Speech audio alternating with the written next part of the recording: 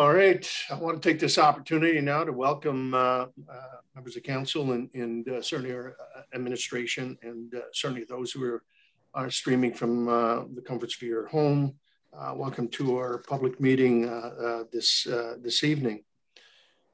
I certainly, before we get started, I want to acknowledge that we had an electronic in-camera meeting was held earlier this evening at 4:30 p.m., which was closed to the public under Section 239(2)B of the Municipal Act 2001, which permits a meeting or part of a meeting to be closed to the public when the subject matter being considered is personal matters about an identifiable individual.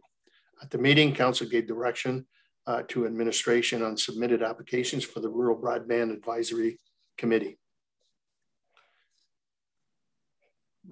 Normally, members of council and we do, because of COVID protocol and the virtual meetings, and that we've over the last 18 months or 16 months or so, we've always we've waived the moment of silence, but in lieu of what's transpired in the country, and in particular with the revealing of the 215 young children, the bodies that were found in one of the residential schools in Kamloops, British Columbia. And it is proper to certainly acknowledge, the heartfelt sorrow and to those families of those lost ones. Number one, never knowing fully whatever happened to their children. You cannot begin to imagine, the hurt and certainly the angst, that these families have certainly suffered. So our hearts go out to all of them, and certainly our thoughts and certainly our prayers, as well as the extremely unfortunate accident, or it wasn't an accident, the intent to harm a whole family in the city of London. It was just sickening to hear how this travesty certainly occurred to destroy a whole family because of their religion. Certainly our hearts go out to the surviving member, who's just a 9-year-old, who have lost his mother, his father, his grandparents, and his older sibling. I can just imagine, once he recovers, is try to answer or try to figure out why this happened.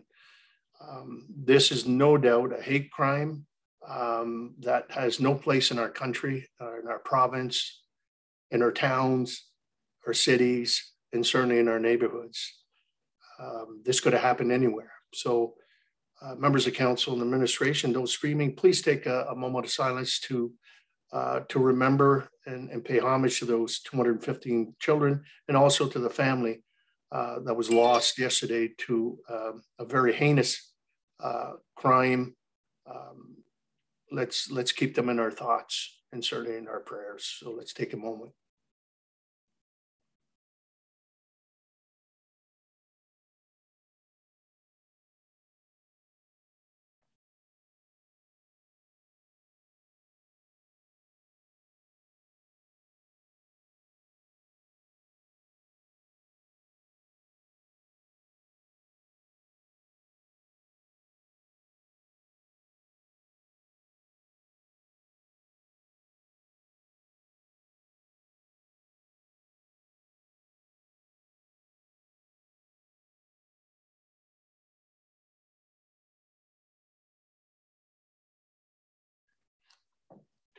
Thank you.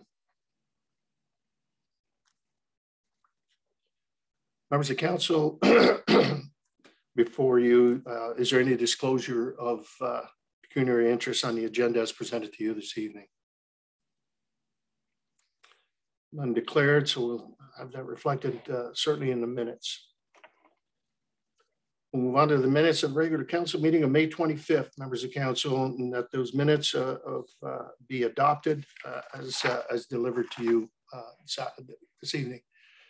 Moved by Deputy Mayor Bichetti and supported by Councillor Jovan. Any errors or omission on those minutes? Hearing none, all in favor? Opposed? That's carried. We do have supplementary items that were added to the regular council meeting regarding the communications for information items, members of council, and on the Bride development, and also from the County of Essex, as were duplicated and delivered to the members, be accepted. Councillor Altenhoff, move. Councillor Dowie, support. Any questions or comments? All in favor? Opposed? Carried.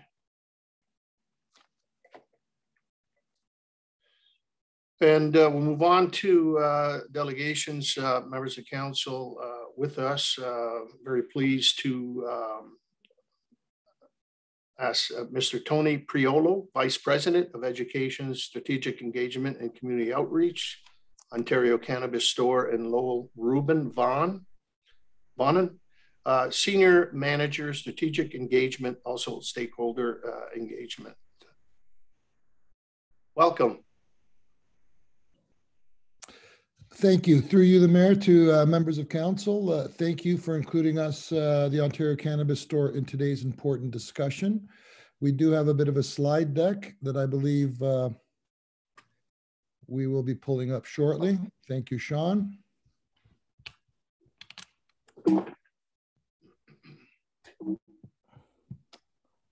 Oh, give me 1 second, please, here, folks.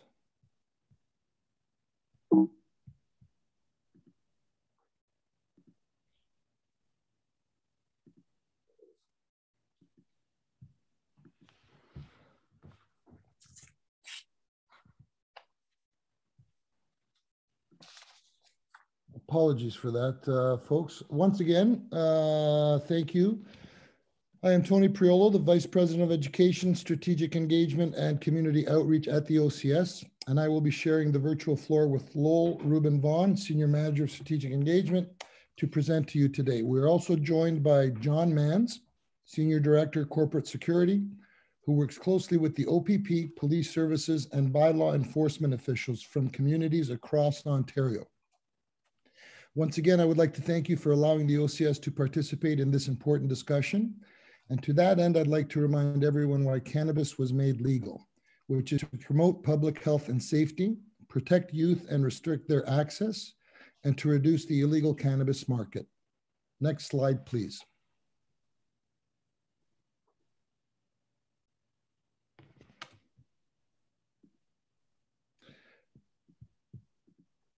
The Ontario Cannabis Store is a Crown Corporation of the Government of Ontario. We are the sole wholesaler to Ontario's private cannabis retailers and the online retailer of recreational cannabis in our province. The OCS works to provide Ontario adults with access to legal and regulated cannabis products while embracing our mandate of social responsibility. We work to strengthen the legal cannabis market and ensure that profits from cannabis industry are returned to the people of Ontario rather than criminal organizations. We know cannabis is already in our communities, and we need to work together to try and ensure that consumers choose to purchase from the legal market, where products are regulated and safe. Sales to youth can be prevented and purchases can be taxed. I will now turn the presentation over to Lowell. Next slide, please. Thank you, Tony, and through Mayor to members of council. Before I speak briefly on the 3 areas to answer the question, why legal cannabis? I'll start my remarks with saying the legal cannabis industry in Canada is highly regulated and involves various federal and provincial stakeholders to operate effectively.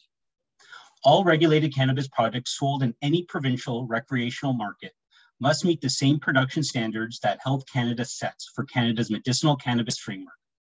Canada is a world leader in cannabis product safety standards, and product found in the regulated market is held to a safety standard comparable to pharmaceuticals.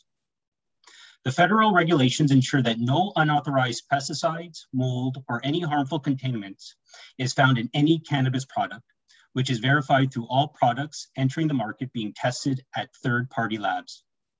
Within this ecosystem, OCS is the commercial arm in Ontario. We are the province's sole wholesaler of cannabis products, as well as being the online retail channel for cannabis purchases in Ontario. The products that we buy from licensed producers are either sold directly to Ontario consumers through OCS.ca or sold to authorized private retail stores where cannabis consumers over the age of 19 can shop in person. Next slide, please.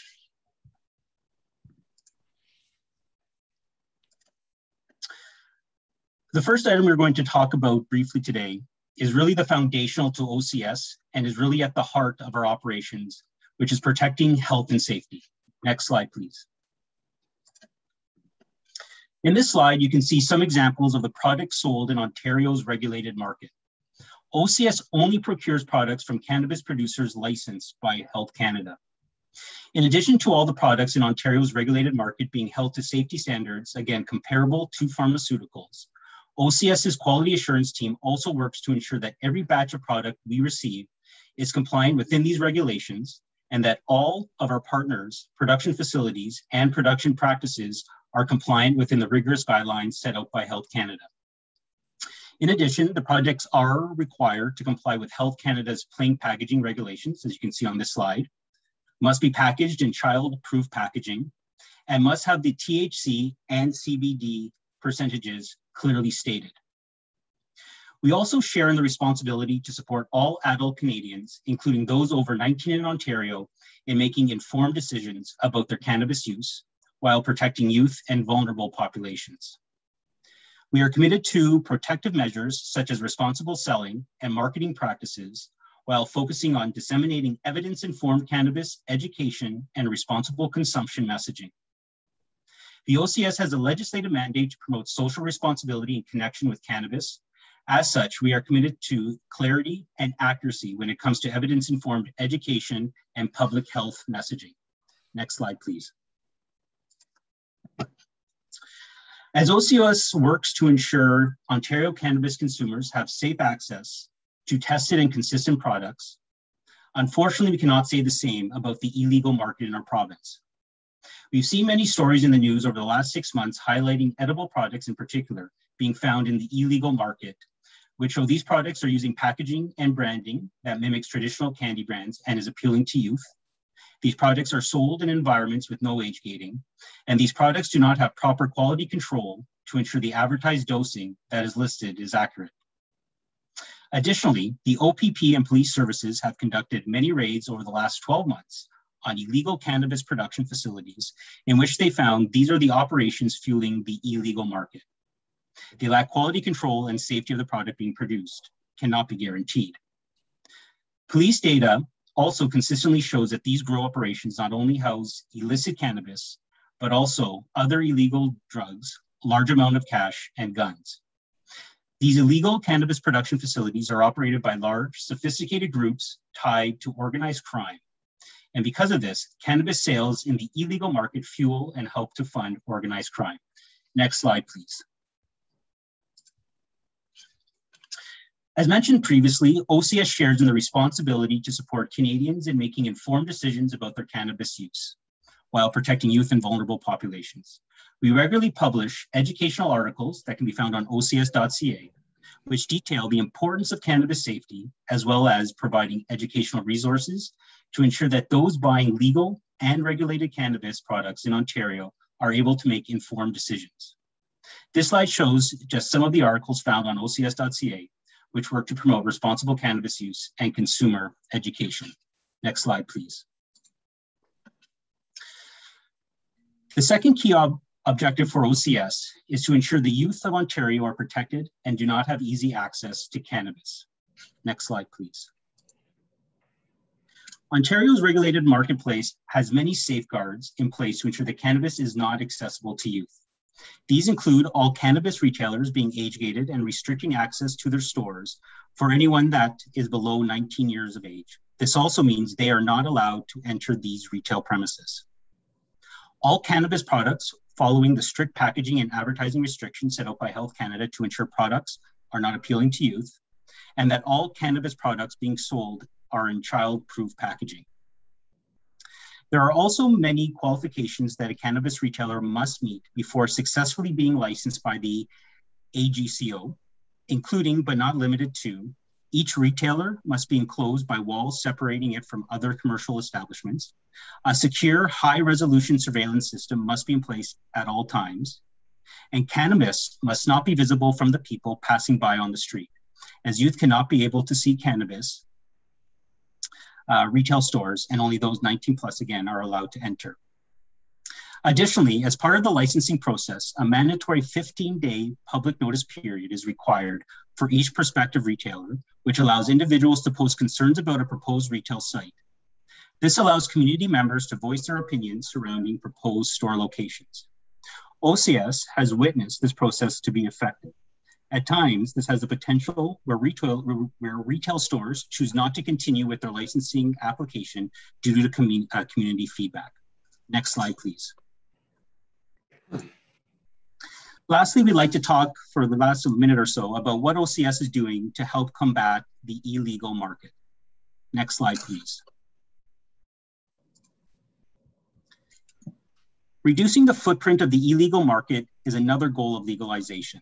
In this regard, we are happy to report that Ontario's regulated market has in fact gained market share from the illegal market in every quarter since legalization. Although the slide shows data published up to the third quarter ending December 31st, 2020, I can share with you OCS will very soon be releasing data for the fourth quarter or the period ending March 31st, 2021, which will show an additional increase in the market capture share of 44%. The illegal market is fueled by organized crime, and proceeds from the illegal market are used to fund other aspects of organized crime. Key players in the illegal market include dealers, delivery, dispensaries, illegal storefronts, and mail order marijuana websites, or MOM or MOMs. The illegal market has no age gating requirements, and a healthy illegal market provides easier access to cannabis for youth in Ontario. Products in the illegal market is sourced from illegal operations and not tested to Health Canada standards. In fact, studies conducted in collaboration with our law enforcement partners have shown strong evidence that the illegal products are nowhere near the potency levels they claim and have upwards in cases of 400 times the allowable contaminants from Health Canada perspective. Before I turn it back over to Tony to conclude our presentation, I just wanted to leave two remarks. The first is that the regulated market gains market share as more retailers open in our province. We have observed trends that indicate that Ontario consumers who choose to purchase in the regulated market prefer to make these purchases through private retailers. OCS has continuously worked to combat the illegal market where possible, including offering a broader catalog of products and lowering prices to be competitive or beat prices found on the illegal market. Next slide, please. Thank you, Lowell. To conclude our presentation, I want to leave you with the following. Cannabis has been in many of our communities for a very long time. However, the regulated cannabis market in Ontario is still very new, and we want to work with municipalities across Ontario, including Tecumseh, as we continue to navigate this new market together. Even before legalization, many Ontarians chose to consume cannabis. Now that we have a legal marketplace, OCS recognizes consumers and policymakers must make the conscious choice to either support the legal market or, by default, the choice to allow the illegal market to continue to thrive by not allowing legal cannabis retail in our communities, and thereby allowing organized crime to continue to threaten the public health and safety of our communities. Thank you very much for your time today. We would be happy to answer any questions you may have. All right, thank you very much for your presentation, gentlemen. And in order for us to do that too, as well, is that, could I indulge council just to bring the report that was prepared by our clerks, the department, to bring that forward? So it's Councillor Dowie and Councillor Jobin. That the report CS 2021-09 entitled Retail Cannabis Stores be brought forward on the agenda for discussion and consideration. Duly moved, supported. All in favor? Opposed, if any, that's carried. Okay. Now, questions or certainly any comments to our presenters. Deputy Mayor? Thank you, Your Worship. Thank you, Tony and Lowell, for coming this evening to our virtual council meeting. Just a question there. The one page slide that you had showed some graphics where the the legal market is 40% versus 60% illegal. Would you say, and some of the things that we hear is that these now make it easier for adults to purchase through a legal cannabis store, and then they get addicted, and then they can't afford it, and then they look for the cheaper drug where they go into the illegal market. Do you find, is there any truth to that, or just maybe a comment on that? Through you, Mayor. Thank you, Deputy Mayor, for the question. To the best of our knowledge, we have not heard any of that coming out through any of our work or research through any of our partners, whether it be some of the conversations we're having with folks at the Center for Addiction and Mental Health and whatnot. That has not been something that has come up in any of the conversations that I'm aware of as an issue. Sorry, yes. And just a follow-up question, in terms of the municipality having, if we were to opt in, we no longer have, we don't have a say in terms of how many retail outlets. The only thing is the buffer 150 meters from schools, but daycares, playgrounds, things of that nature, we don't have a say. So, in terms of municipalities, even in Windsor-Essex region, we do have, all 6 around us, they all opted in, and we do have, cannabis shops. One of the concerns is, will they saturate the market? So if we were to opt in, we no longer control. We could have 3 retail shops side by side right on Main Street, for example, and the municipality has no say. Have you found that to be an issue for those who have opted in?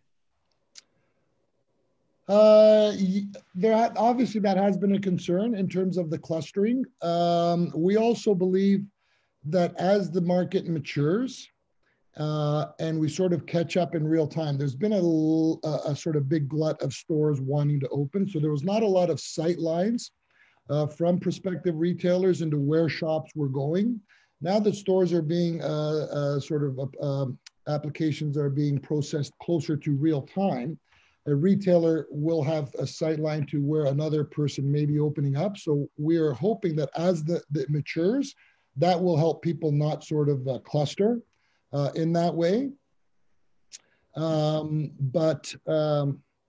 At this time, any potential cannabis retailer who wishes to be licensed really must meet the requirements set out by the AGCO. That is an AGCO matter.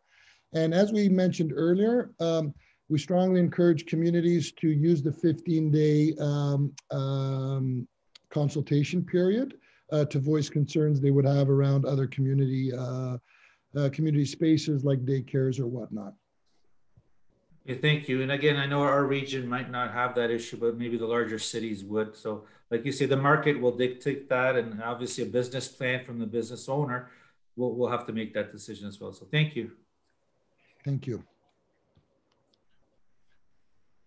Councillor Dowie and Councillor Eltnoff after. Thank you, Worship. Through you to Tony and Lowell and John. Thank you for being here today. There's quite an interesting presentation about how the industry has evolved and the capturing of the legal market away from the illegal market. And I think it's optimistic to see that that there's more control over the consumption than there had been in the past. Grateful that you're here today. Actually, I think this is probably something where Zoom and all that's happening is bringing us the ability to have great delegations like yourselves who are knowledgeable in the area. My question is related to the rollout and the evolution of the private retailing side. Initially, I know there were concerns about proximity to schools. We heard that from our local health unit that they had been able to tie addictions in alcohol to the visibility of a store or a retailer. And and I know early on there had been a number of news articles which had mentioned, that there are, a store opened up just a block away or less and within line of sight of an elementary school. And so I'm wondering if you could elaborate a bit on how that, that location aspect has evolved from the original rollout, and what, if any, new controls exist for municipalities so that they can ensure that the stores are located in an appropriate spot. Through the mayor to the councillor, thank you for your question, Councillor Dowie. I'll make maybe a comment, and then perhaps I'll ask if John has anything he'd like to add. I don't know. That is AGCO jurisdiction. I would be hesitant to sort of comment on what the AGCO has done or whatnot in that regard, or what they're doing.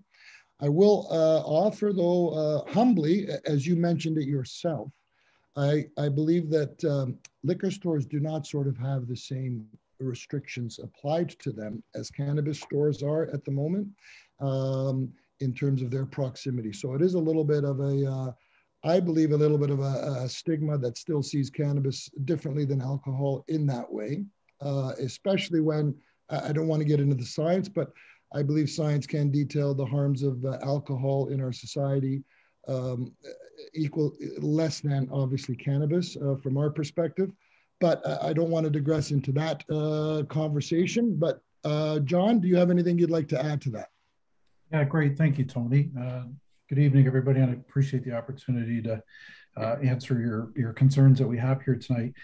Just by way of a quick background, I spent 30 years in law enforcement, so I have a little bit of experience in the enforcement and the action of this. And the question kind of went back a little bit to addictions and will these stores kind of propagate that or whatever. And I can say, like, from the way the store setup is and the rules that are currently in place, and you saw on the one slide there, kind of the outside of the store and what the inside of the store looks like. So from a perspective of them being near schools, like obviously the distance rules are in place. The store itself, even walking by the store, being in a plaza, say a young child is on his way to the grocery store, a variety store, the stores are completely blocked from looking inside and seeing anything. Furthermore, inside the stores, no product is ever visible either. As far as the requirements put on them through the AGCO, as far as cameras and security practices, that's in place. The majority of the stores have security guards in place. And we talked a little bit about, or the question was asked about pricing and this and that before too. In our research and what we've put together, and I spent a lot of time working with law enforcement and doing data scrapes on what is the illegal market advertising, what are they putting out there for sale, what is their price point, how do we compare to that? We are considerably cheaper and on par with them, but the difference being is, and like I said, I spent 30 years in it, and why I brought that up is I spent 30 years fighting it and it never went away. You'd have a project, you'd do something, and they would be right back. So now, with the way the system is now, it's much safer running through the legal stores and what is being offered out there compared to the studies from what we've seen right now. Supplementary, Councillor Dowie. Thank you, Worship. And yeah, my supplementary question is actually not related. Thank you so much to all for that. Mine's actually a question about whether you know who the consumer is. I know a lot of the feedback that I've received, certainly since our initial discussion in the municipality, was those who have pains and ailments, who find cannabis to be an effective treatment, or at least a way to hide the pain. And so I'm very curious as to whether you have knowledge as a wholesaler, or even maybe based on online stats, what the demographics are of a typical cannabis consumer. Through the mayor to Councillor Dowie, again, thank you for the question. We are, again, it is a new market, the legal channel. So we have been trying to, through our data points, understand our customer better. I do believe that I do believe that the health and wellness market, as you are sort of framing it, is definitely a growing trend. However, I want to be clear, we are not in the medicinal area. And if someone wants to use it for some specific medicinal issue, we would recommend going through a medicinal channel and working with a doctor. Again, we are supplying recreational cannabis, but yes, a lot of people do use it to help with sleep, and self-medicate and pains, and especially the CBD for inflammation and joint issues. I don't have the data with me right now, but we do have a sense of what our market is. We are getting a better picture of that with each passing month and quarter as we continue to collect data on that. I'd be happy to share that with you or council at a later date. I don't think we have that exact data with us right now. Thank you very much. All right, thank you, Councillor Dowling. Councillor Altenhoff. Thank you, Worship. And through you, first off, to our presenters, gentlemen, thank you very much for your time tonight. And I really appreciate the aspect or the point that you made about education.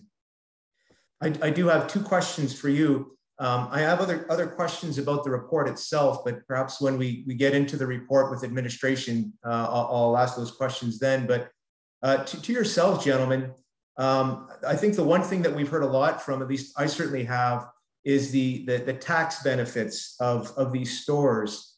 So I'm trying to see if there's two stores, a cannabis selling store and then a salon store, a tool store, if they both face, they both have that same same location on town, what is the financial benefit or advantage, the additional advantage over the other store that the municipality may enjoy as a result of these types of stores, the cannabis stores? That's my first question, and I'll give you the second one following. Thank you. Through the mayor to Councillor Altenhoff. That's a great question. I think it would be difficult to compare. The cannabis industry is booming. It's one of the sort of only industries right now where brick and mortars are actually continuing to open up, outpacing many other industries. Fair question. I don't know if there would be any difference in terms of a direct sort of benefit to the municipality, one retailer over the other. So fair question. At this point, I couldn't say that there would be, other again that, cannabis is booming and it seems to be booming in many communities across the province. Yeah, and thank you. And this is perhaps, the transient or the, trying to get to steady state effect here where, things are changing now quite rapidly and maybe many people or many organizations are trying to get on board, but once we hit steady state, things may be very different. So my second question to you, and I appreciate perhaps John could really help with this one, is I'm trying to get an understanding of what's the impact to enforcing agencies. The OPP, I'm assuming, would be the enforcing agency here. What is the, based upon your experience now across Ontario, what's the additional time, the additional effort that enforcement is now taking that is really kind of taking away from the other issues that the OPP already have to deal with? Their plate is full. We don't want to add more to it, but this has that opportunity to do that. So if you have information on that, I would really appreciate hearing that. Yeah, absolutely. And every service is a little bit different with respect to their size and what commitment they can make to it. So if you take a look at, and I can probably speak better from some of the bigger areas where I policed in the past, Mississauga, Brampton, and the Halton region, those particular areas.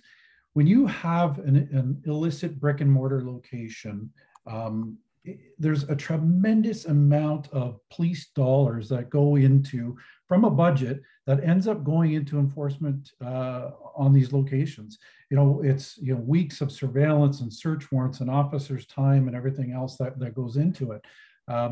So in those areas that we've been working on in the past and primarily with the OPP and their cannabis enforcement team, a lot of money goes into this. And a huge proportion of the work that they're doing is tied to organized crime. So it's not so much, it's not just a matter of like going in, conducting a search warrant, seizing the product. You've then got weeks and if not months of work, of intelligence gathering and dissecting information.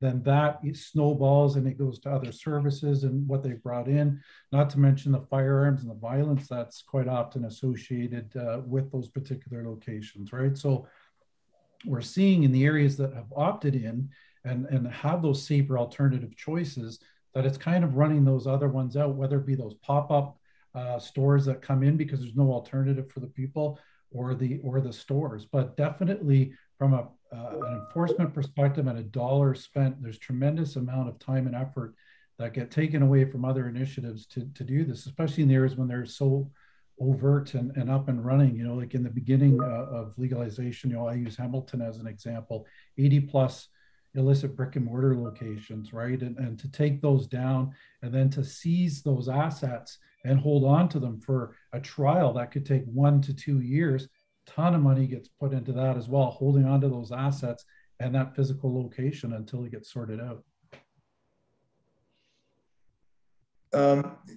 Sorry, so you know, sorry, are we seeing now with the legal market, are we seeing a reduction?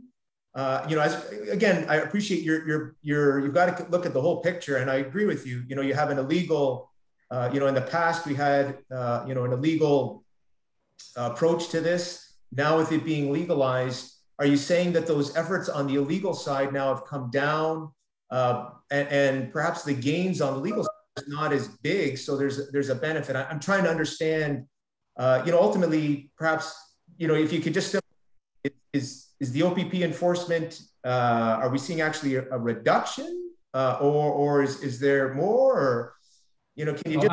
Yeah, sorry if I went around that the long way, but absolutely. As those areas have opted in and the number of legal stores rises, and we increase that market share, there's less and less.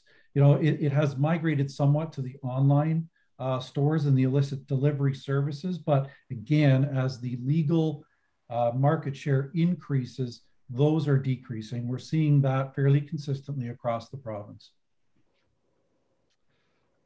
If I may, go ahead, Tony. If I may, Councillor Althoff, I just my Cracker Jack policy team that's also paying attention provided me with some information, which I think I would like to share back to your question about the finances. So I guess the difference between the salon and the cannabis store in terms of financial benefit is that obviously net profit from our work at the OCS goes to the province to help support infrastructure from the province.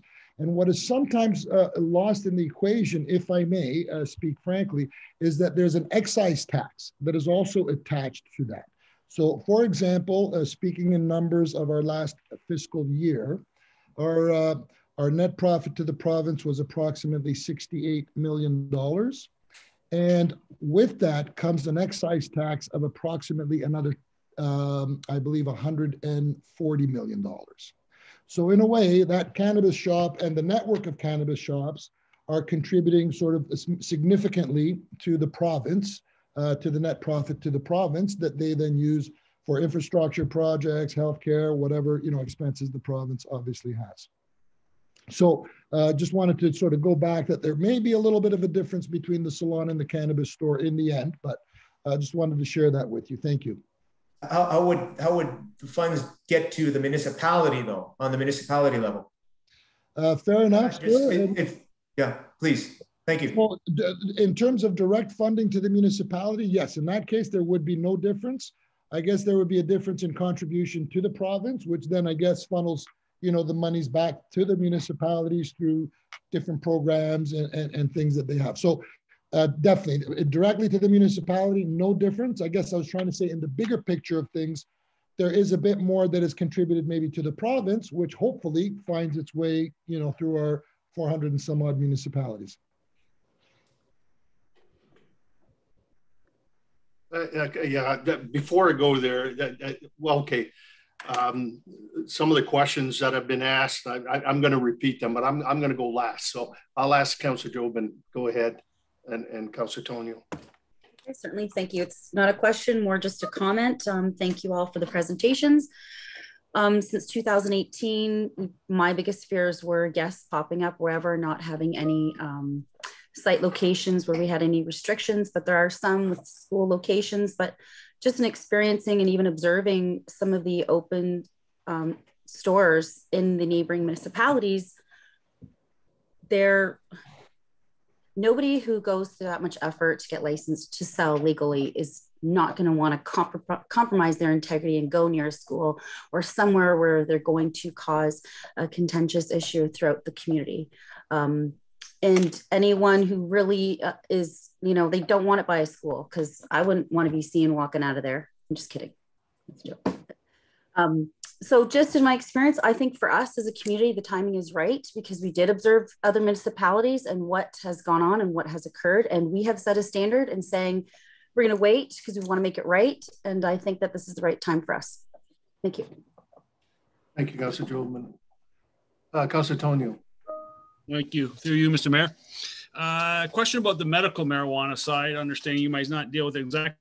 I've also got 30 years in policing, and it's come to my attention that doctors, through no malice of themselves and more of their education of addictions and drug use, are prescribing like a multiple excess of plants to patients, and then those persons are taking these scripts to a legal person who grows them for them, and then you have another illegal market, all generated just from the education of doctors of medical marijuana. So are you guys doing anything to educate doctors more and more on this topic? Because, back in the day, even opiates, they didn't understand overprescribing sometimes, or sympathy for the patient who has a lot of pain, things like that. So my question is, are we doing anything in the province to help educate doctors and not overprescribe the marijuana that ends up in the illegal market?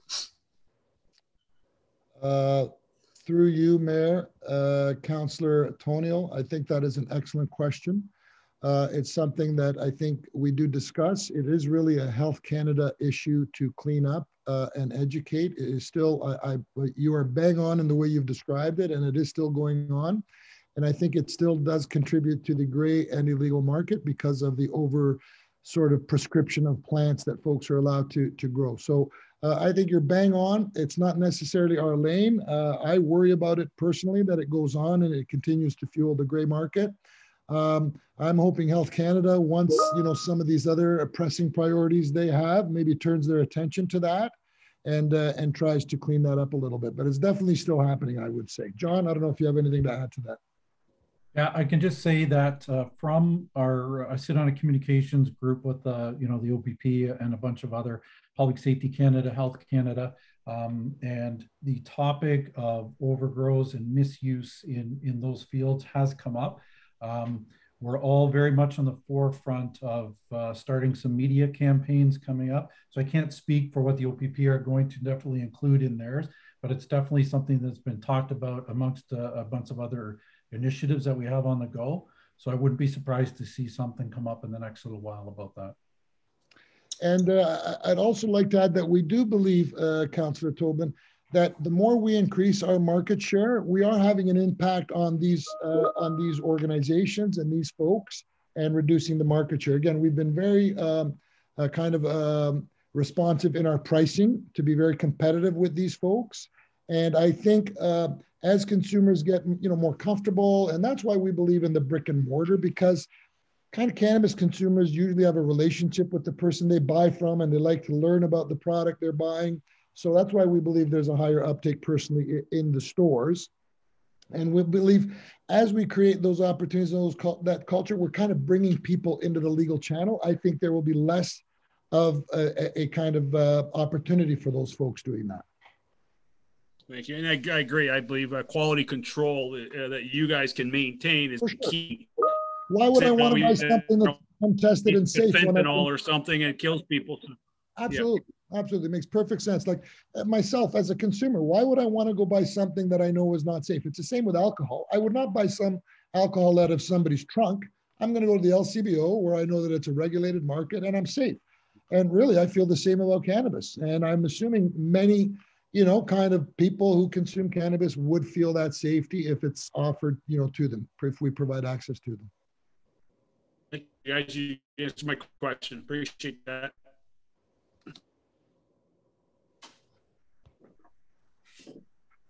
Do you have another question, Councilor Tonio? I know you were breaking up there near the end. I'm good. I'm good. Thanks. Okay. Okay. Not so many questions, more comments. I mean, obviously for our community in that at the very beginning when the market was opening up, it was more of a, let's take a step back and let's see how other communities are doing and so forth. I've had the opportunity to certainly talk to many of my peers.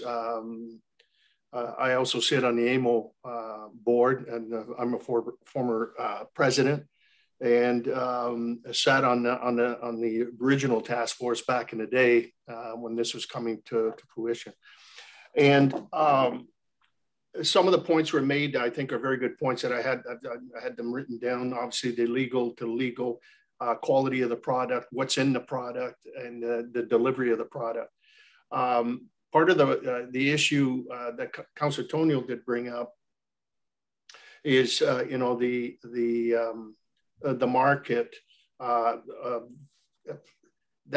you know, people take their license, especially on the medical side, and abuse it. A good example of that is Norfolk County and Haldeman County. I know the mayor from that area, and I also am the warden of the county, and I sit on the Western Wardens Caucus. And I don't know how many times the last 3 years she has been pushing so hard where they've got a hard, they can't shut them down. And it's through, obviously, they have a license from Health Canada to grow medicinal, but they're growing 10 times what their license is telling them.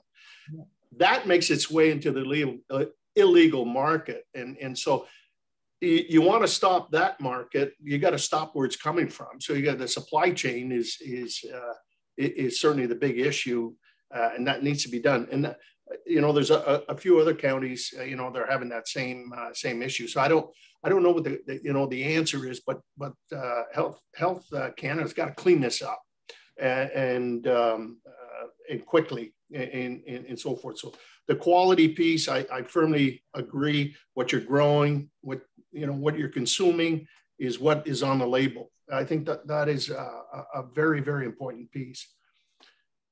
I guess that the sore point, the sore point for me is the taxation. The province and the Fed share the huge amount, and I know I was really opposed to the initial delivery of, you know, the $100 million. We're going to give you X, $10,000, you know, more or less, give you a pat on the head and say, here, this is enough money for you. You know, we've got infrastructure issues too, and we got bills to pay and so forth. But that's not your issue. That's my pet peeve with the province and certainly the federal, both of them, where the distribution of taxation is not fairly done by no means. Because at the end of the day, you know, I know the issues are not in the point where it's created really havoc in a lot of the municipalities that I've showcased. There's no doubt, heavily regulated. The cost of a license is, you better be serious if you're going to get into this market, number one. And I certainly understand that, you know, in that regards.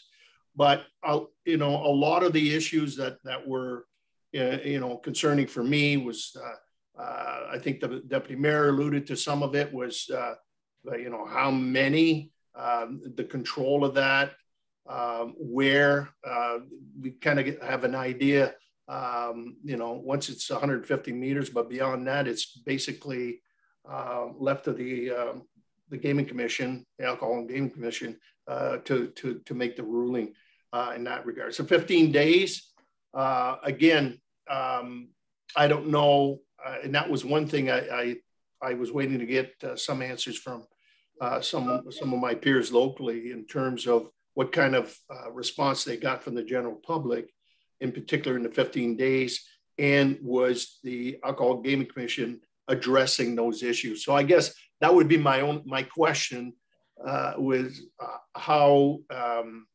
those 15 days, is there really, I guess, meat on the bones put in by the AGCO with concerns from the general public? Thank you for the question through you, Mayor. That's a great question, and I can't really speak for the AGCO. I would say it's a kind of community by community thing. I would say sort of the chatter would say that maybe the AGCO doesn't sort of pay attention, might be the chatter. But again, I don't want to speak for my colleagues at the AGCO. I'm sure they're trying to do the best job they can with their resources and whatnot. Yeah. So. Well, Tony, I think for us it's a matter of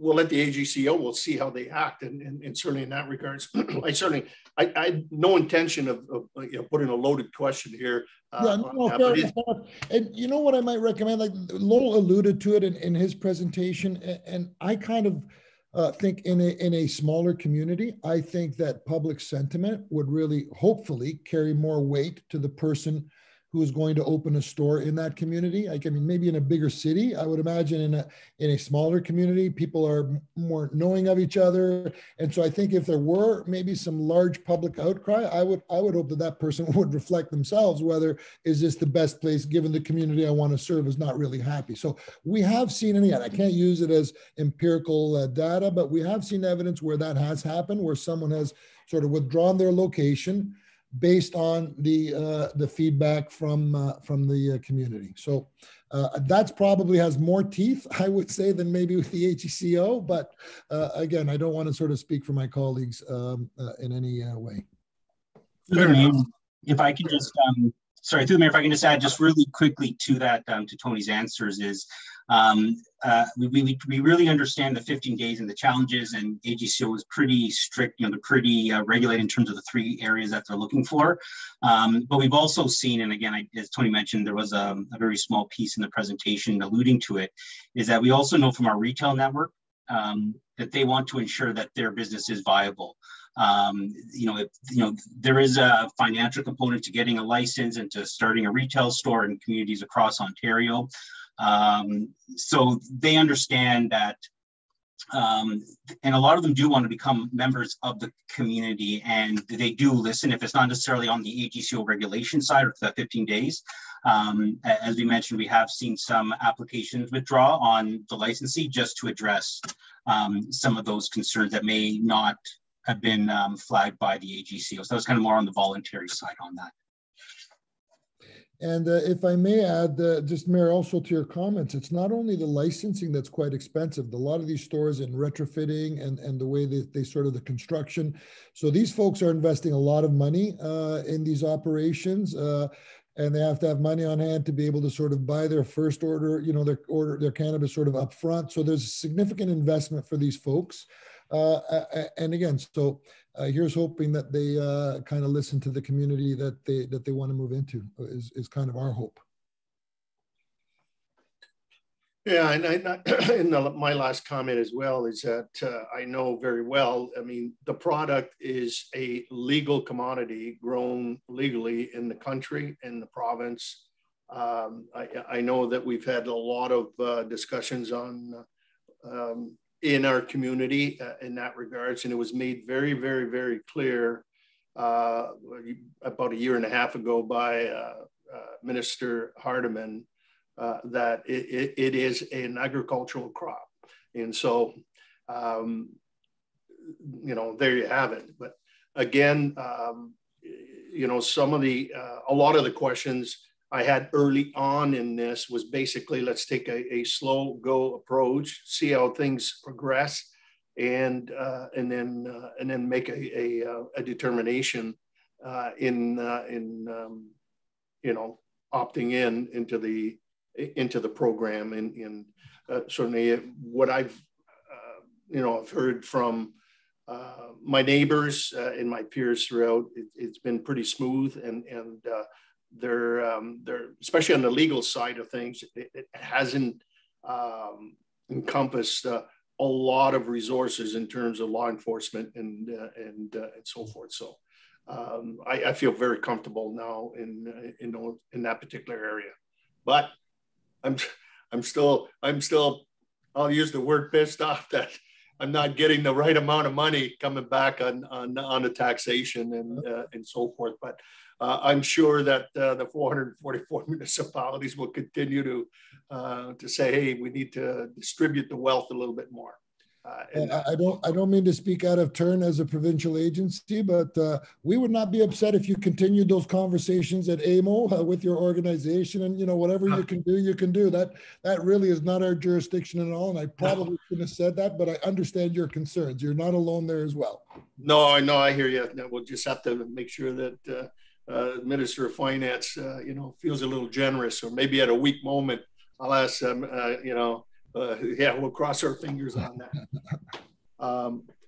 Any further questions, members of council, to our delegation this evening? If not, it's just the next order of business here is, we did bring that report forward, and it's that the clerk department item 2021-09 entitled Retail Cannabis Store certainly be received, and that opting in to retail cannabis sales in the town of Tecumseh be given consideration by council. So now I'll certainly leave that open to members of council. Councillor Houston, move the recommendation. Yep, I'm fine with, or I'm good with moving the recommendation to opt in, and I just, if there's a seconder, I just have a brief comment. Councillor Jobin. Councillor Houston. Yep, thank you, and through your worship, I'm happy to support this, and as a lot of the discussion, we've just had, I view this as, it's now a legal product. Any of the opinions, right, that anyone has, good, bad, indifferent, those are at a much higher level. And I'm, pleased that we led the way. We took a pause and we really waited to see how it was going to play out. But, as we've discussed now, it's a legal product. And, to some of the comments of, stores popping up, I really believe that the market, will now take care of it. And if there's enough support and interest, right, those businesses will survive, those businesses will flourish. If not, those businesses will close. So I think the rest of it is left up, to the market, and it's legal, and it's the same as alcohol, right, and the same as any other legal product for us. So those are my comments. All right, any further comments, members of council? Yes, Councillor Altenhoff. Councillor Dowie. Thank you, Worship. And through you, a question to administration, and then a couple comments, if you don't mind, please. Yeah, go ahead. Thank you. First off, I want to shed some light on the communication that was provided by the Windsor-Essex County Health Unit. I don't think we've brought that up, but they make quite a series of statements there. So I guess my question first off to administration, although it looks like Councillor Houston's just kind of massaged that slightly, administration noted that, consideration be taken towards opting in, not a firm stance on it, just more the consideration. But this is contrary to what the Windsor-Essex Health Unit recommends. I make a clear statement that they recommend opting out right now. And I wanted to hear from administration why they took that position contrary to Windsor-Essex Health Unit, not necessarily a position, but tending towards a recommendation of such type. Please. Go ahead, Ms. Moy. Through you, Your Worship.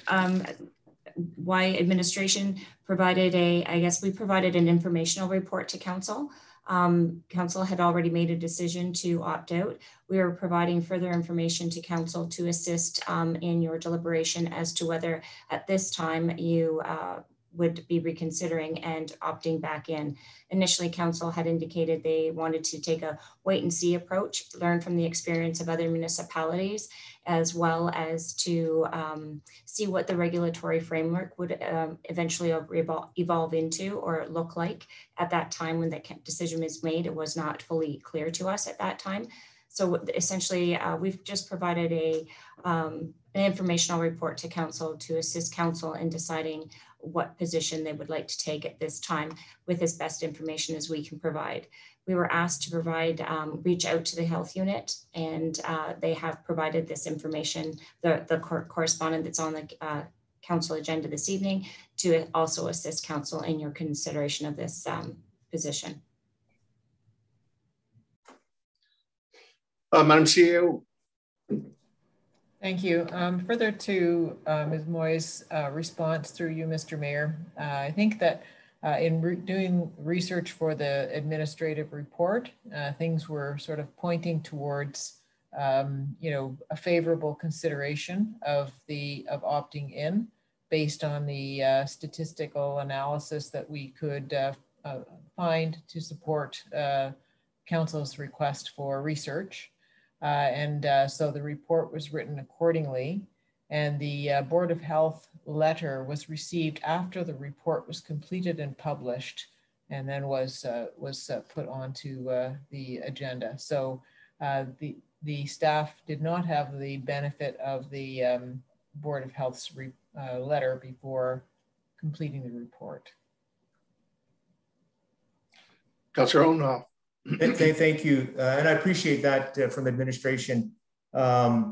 So, you know, I certainly, you know, reviewed the Windsor-Essex Health Unit's recommendation, and you know, just to summarize in the second paragraph, they do note, you know, the risks and the harms that they've observed, as well as the minimal safeguards that are really available to the municipalities, you know, in governance. So there certainly are some concerns there. They certainly make the statement in the third paragraph where they clearly recommend opting out, you know, maintaining that position of opting out. And I would suggest that if we do opt in, if that's the wishes of Council as a final, the seventh paragraph that's provided, that communication, really provides a number of, I think, important recommendations that the municipality should potentially implement, ultimately for the betterment and the health of the residents. You know, myself, I recognize there's a tax, there's something the community wants, but I also recognize there's a health and a well-being here, and from the input that's been provided by the Windsor-Essex Health Unit, it makes it clear to me that perhaps we're missing out on that health and well-being with the opting out. So I really wanted to bring this to light and bring it to, you know, certainly to the residents that are seeing, you know, here tonight. I appreciate the point of education. I think that's quite critical, and I cannot stress that enough, so that any potential users in the future be aware of this. But nonetheless, my position, I will stand with the Windsor-Essex Health Unit on how they brought forth their position. Thank you. All right, thank you, Councillor Owen. Any further questions or certainly comments? Yes, Councillor Dowie. Well, thank you, Worship. And you know what? I certainly want to thank the administration for undertaking not only the report, but also my request from the last meeting about play speak. I was watching that pretty carefully to get the mood of the community on this issue. And like any number of issues, the residents were, I think, more divided than I was expecting to see. That there was, it certainly wasn't a home run on one side or another in terms of the opinions of our residents. And further, so anyway, I want to thank the administration for doing that. I think that it was very valuable for me to be able to deliberate and ponder this. I look at the practicalities of our municipality as well, and you know, just there is a cannabis retail store right off of the Amy Croft and Manning intersection. We don't have one within the city of Windsor on our side, but really the proximate distance for our residents to travel is pretty limited now. For the north side, anyway. For the south side, we heard from Ms. Boo last time, who wished to build a business in Oldcastle as an ancillary use to their existing business, or to her existing business. And that I'd say that's an opportunity to provide a service where there's already successful business that's complementary. So with that, I think the access is provided to our residents, and I very much respect that the health unit has maintained their perspective. They said the very same thing when they were here last time, and they have been consistent and continue to advocate against. But they also do give some guidelines in the event that we see a benefit to our residents for removing this prohibition, which I appreciate as well. And I will add my voice to those that are saying the prohibition ought to be removed, because it is no longer serving a practical purpose for our residents, and is really holding back an opportunity for our residents to enjoy a well-being in certain cases, and in other cases just it's against the principle why the Prime Minister sought this, and why he wanted to achieve this, and why the public, the people of Canada supported that. So with that, I will be supporting the opt-in when the vote comes, and I wanted to give my background explanation for it. Thank you. Thank you, Councillor Dowie. Any further comments from members of council? The only comment that I would add is what my concern is the illegal product. That's I'm a little concerned about the almost 60% or 59% that access is there. I think it just and I think Councillor Tony, you said it best. What's in it? Is it laced with something else, which it has, and so that safety aspect of it, that's where I'm leaning, that I want to see the legal piece go up versus the illegal, so that at least the safety aspect of it is looked at. Look, this is really a tough one for me, involved with certainly the health unit. I understand that in that regards, but in the big picture of it, it's like alcohol. If you were to ask the health unit on alcohol, they'd say you shouldn't drink. Tobacco use, you shouldn't smoke, which I certainly agree, and in that regard. So, but I think we should look at, obviously, in their report, some of the recommendations that certainly they're bringing forward. I mean, that's I think the real the reality that we have to really look at. But for me, it's the safety aspect of the product. At the end, we've got to be able to have better quality control and to eliminate the illegal markets. I think that's that should be the end goal, and so in that regards. Any further comments? Then I'll call the question. It's been duly moved and supported. All in favor? Opposed, if any? The motion carries.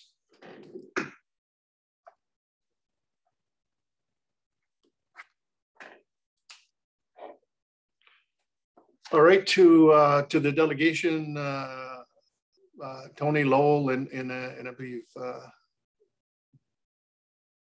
yep, there they are.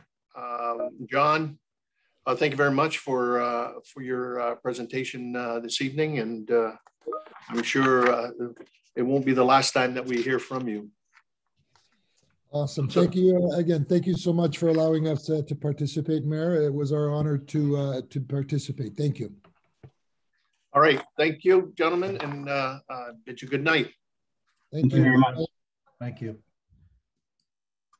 All right, members of council, we have communications. We have items up to, we have 27 items of communications. Could I have a motion to receive? Councillor Jobin, Councillor Tonio. All in favor? Opposed, if any, that's carried. There is no action required on any of the communication piece, but if there's any items there you want to bring forward. Deputy Mayor Bichetti. Yep, thank you, Your Worship.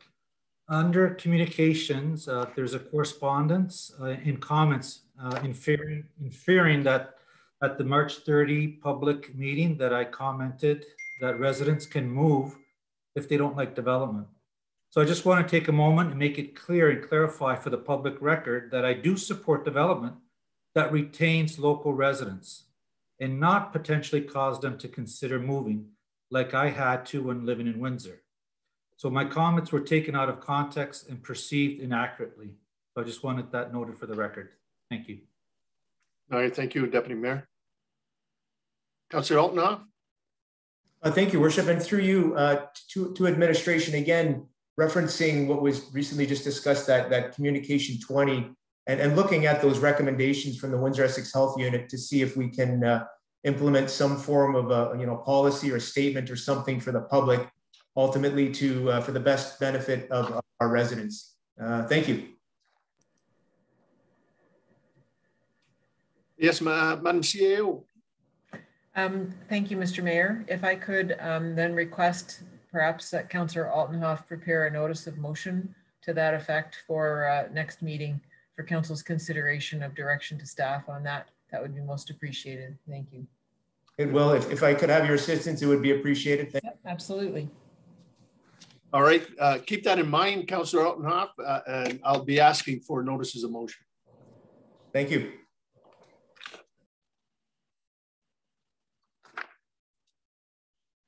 All right, we have, we'll move on to committee minutes. Members of council, we have the Town of Tecumseh Business Improvement Area minutes of March 19th. As duplicated and delivered to the members, be accepted. Councillor Houston moves, Councillor Jobin supports. Any questions or comments? Councillor Altenhoff. Sorry, excuse me, Your Worship. I'm sorry if you don't mind. Just on the BIA, meeting minutes. Again, I know it was mentioned previously at a meeting, but the formatting is still quite awkward and difficult to understand. Kind of the financials. If we could just kindly ask them to clean that up again, it would be appreciated. Thank you. Okay. Well, I'll take that as information, and certainly administration can make an inquiry on that. On those minutes, all in favor? Opposed, that's carried.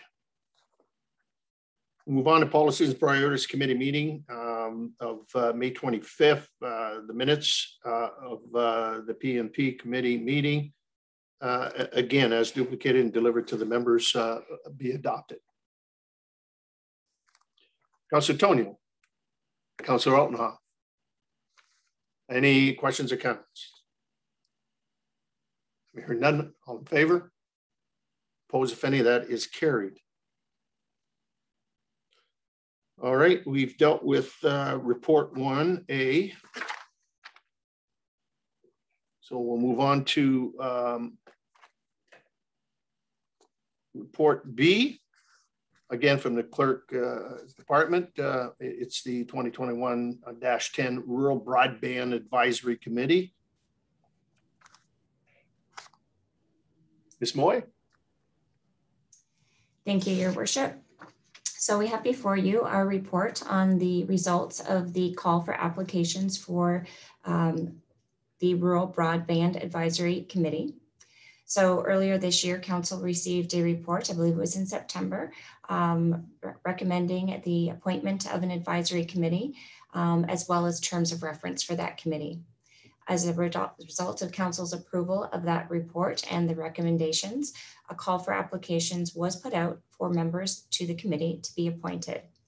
This report provides for the names of those persons that did submit applications to be appointed to the committee for Council's consideration based on the, I guess, the terms that were set out in the application form.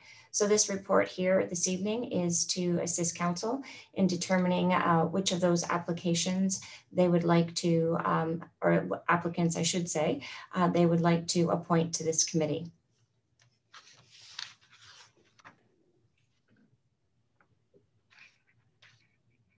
Okay, Council's, there's a recommendation that the report from the clerk and department 2021-10 titled Rural Broadband Advisory Committee Appointments be received, and that the applications of the Rural Broadband Advisory Committee be considered and applicants be selected for appointment to the committee, and further that the term of the committee members' appointment be for the remaining term of council ending November 14th, 2022, or until such time as new members are appointed.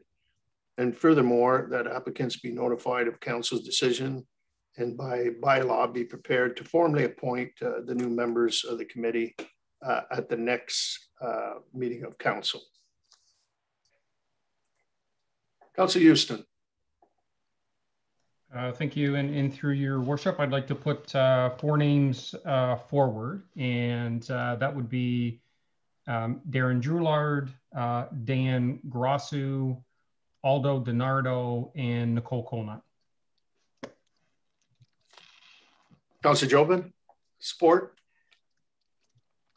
Any further questions or comments? All in favor? Opposed, if any? That is carried.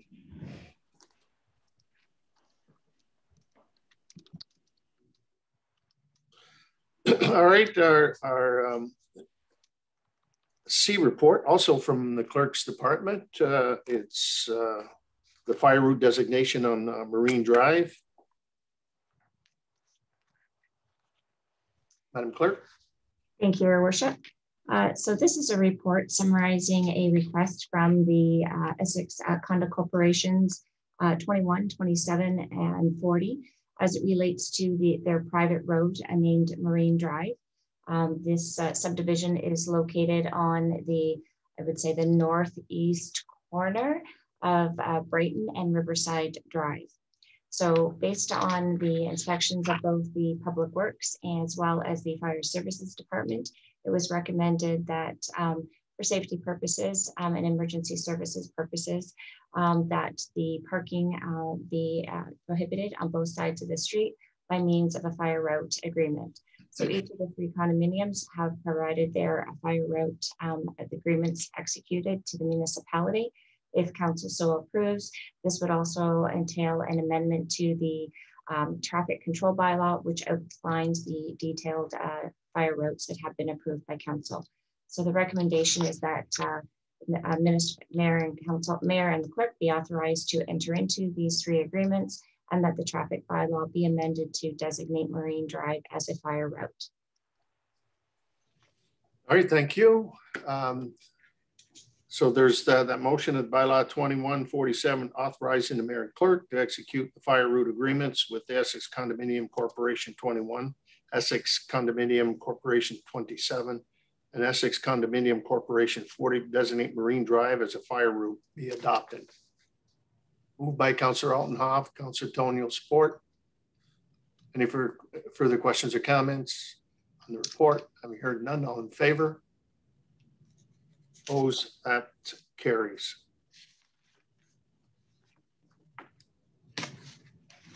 Item D, again, clerk from the clerk's department. Here we are, a year later already, 2021-12, the Essex Power Corporation appointment of proxy holder for shareholders of 2021 annual meeting. Madam Clerk, yeah, go ahead. This is pretty straightforward. Councillor Houston and move report. Councillor Dowie support. Any questions or comments? All in favor? Opposed, if any? That's carried. All right, move on to financial services. Certainly item 2021-07, amendment of financing agreement with the Ontario Infrastructure and Lands Corporation. Mr. Kipsos, there he is. Good evening, Mayor and members of Council.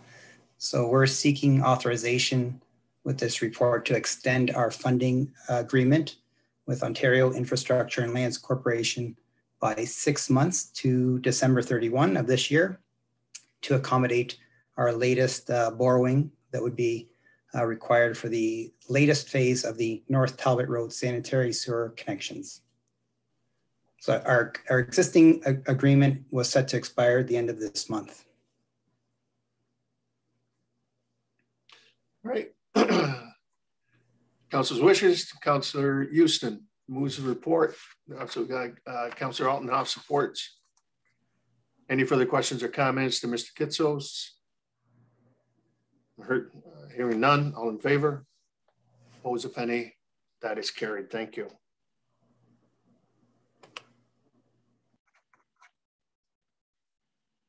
All right, move on to planning and building services. We have the Planning and Building Services 2021-28 official plan, zoning bylaw amendments of Bride A Victoria Development Corporation, also known as 12433 Dillon Drive, and that is the former Victoria Public School, proposed residential condominium development, final recommendation. Mr. Hillman. Thank you, Mr. Mayor, and good evening to Council and fellow administration. So, Mr. Mayor, this is a rather lengthy report, and you'll recall it's the third report with respect to the applications that have been filed for the property. And it's a summary of administration's analysis and review. And although I will be presenting it, I just want to make it clear for Council and those who might be watching. This is really a collaborative approach in our organization, from the Planning Division, along with Public Works and Environmental Services, Parks and Recreation Division, Fire Services. So it's a comprehensive review. And prior to beginning as well, Mr. Mayor, with your discretion, prior to just kind of getting to the wrap up, I would like to, if I could, just go to a supplementary report that was provided. That is a question that has surfaced after this report was brought in, and I would just do a quick review of that. It has ultimately no impact on our recommendation to Council, but I think it would tie in better if we could do that. So I'll just jump to that at the appropriate time in this report. So, and again, this report has, of course, been available for public and Council review since last Tuesday. So as you had indicated, Bride A Victoria Development Corporation is the owner of the former Victoria School site and has an option to purchase with the municipality the former McCall right-of-way. And in total, that creates a property of 5.66 acres. And if we go to attachment 1, Sean, please, we'll see that the proposed development is just on the south side of Dillon Drive, just outlined in red, and irregular shaped property. And in fact, you can see some of the former a school site there, which is the white area. That's actually after the demolition. Some of the paved areas and the lawn, and the McCall Street right-of-way is the area that is the finger of land going down to Little River Boulevard and extends northerly all the way to Dillon Drive. So that are the lands that are affected.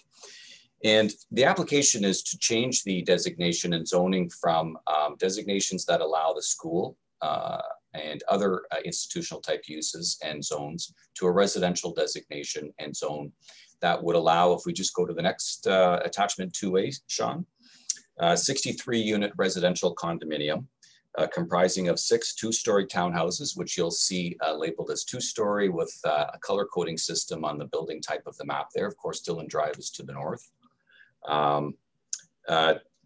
There are a total of 23 townhouse style units that go along the westerly perimeter of the site and the southerly perimeter of the site, set back from adjacent yards, similar to a rear yard on a single family home.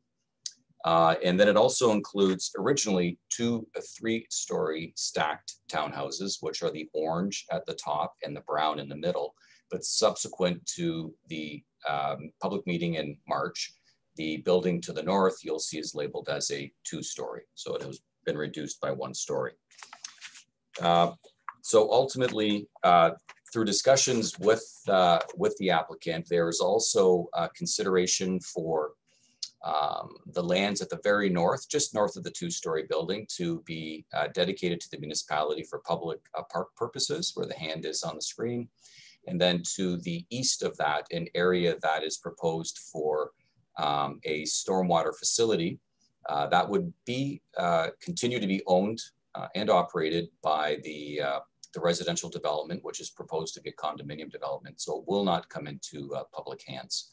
And finally, on this image, you'll see that there's a purple dashed line that illustrates the fire route that would be provided on this site. And initially it was looked at from Dillon as the main access, and that route now is proposed to have a secondary access to Little River Boulevard, which would require a trail that had been proposed to connect to Little River for pedestrians. It would be designed in such a manner that it could be used as a secondary access for fire equipment as well. So, Mr. Mayor, the report summarizes in great detail the designation and zone that is proposed to be placed on the property. So I'll just review at a high level the process that's been followed to date. So of course, there have been 3 public consultation processes. The first was in November of 2018. And that was a process that was undertaken by the owner with his consultants and put forward a proposal on a public information center. Ultimately, the proposal was revised and an application was filed with the town in the summer of 2019, and there was a public meeting, the first one in September of 2019 with council. Ultimately, a follow-up report was prepared summarizing the nature of the input that was heard, and a second public meeting was heard on March 21st. Throughout the process, the applicant has submitted supporting documents related to land use, municipal servicing, traffic generation, tree preservation, and architectural design that have been prepared by associated professionals in the fields. So there were 2 previous reports that have been provided to council and put into the public forum. One is a report, PBS 2019-25, and that summarized the applications that were received. It summarized the initial concept that had been brought forward through the PIC process, Public Information Center, and it looked at the relevant policy framework that would help guide decision-making for council in reviewing these applications, which of course relate to the provincial policy statement, the county official plan, and the official plan that was in effect at the time, the former Tecumseh official plan. The second planning report that came forward was tabled at the March, brought forward and placed in front of the public at the March public meeting, PBS 2021-12. And that had some detailed analysis with respect to the public concerns that had been presented at that point in time. And it summarized the process up to public meeting number 2 in March, revisions that had occurred subsequent to the public meeting, the first public meeting, and there were revisions that were made, and those are detailed in that report. All supporting documents and addendums to those professional documents were spoken to. And also, ultimately, administration summarized the nature of the concerns that had been expressed, either written form or verbally at the meeting, and they were clustered into 6 themes. So the report that is in front of council this evening does not go through those in detail, but from our perspective, the conclusions still stand. And they really center around the issue of need. And it's the opinion of administration that there is a need for the type of housing at this location. Density, we understand, is a significant issue and an area of concern. After a detailed analysis, we have come to the conclusion that the density is appropriate at this location and it will result in suitable form of intensification and appropriate form of development. Compatibility, again, considerable concerns have been expressed. We did undertake, in our opinion, a thorough analysis of compatibility, which led us to conclude that this residential proposal is compatible and it's capable of existing harmoniously with the existing land uses in the surrounding neighborhood. Fourthly, traffic impact, and the owner had provided expert traffic analysis. The town did have it peer reviewed, so it had it reviewed by its own traffic consultant and on behalf of the town. And it is administration's position that we're satisfied that the existing transportation network is adequate to accommodate the anticipated increase in traffic resulting from the proposed development. Fifthly, there were concerns expressed with respect to infrastructure. And the conclusion that we found was that the owner has provided expert professional engineering analysis, and it is satisfactory to administration, concluding that there is adequate water, wastewater, and stormwater infrastructure and design solutions to support the proposed development. And then we also made note at that time with respect to the reconstruction of Dillon Drive, administration agrees that the existing cross-section warrants improvements and that it will work with the owner at the site plan control stage to identify specific improvements and develop appropriate cost sharing. And finally, Mr. Mayor, there was a sixth issue that dealt with safe access in the Lake St. Clair flood-prone area, which this property is located. And it was found that this matter has been reviewed by the town's fire chief and community emergency management coordinator, and it has been confirmed that the subject land would be accessible for emergency response during a flood event. And as such, safe access for the subject property can be provided in accordance with the provincial policy statement. So those were the conclusions that we found and that were presented at the March meeting. The issues raised at public meeting number 2, being March, are listed. What we found there was both opposition and support for the proposal that was presented.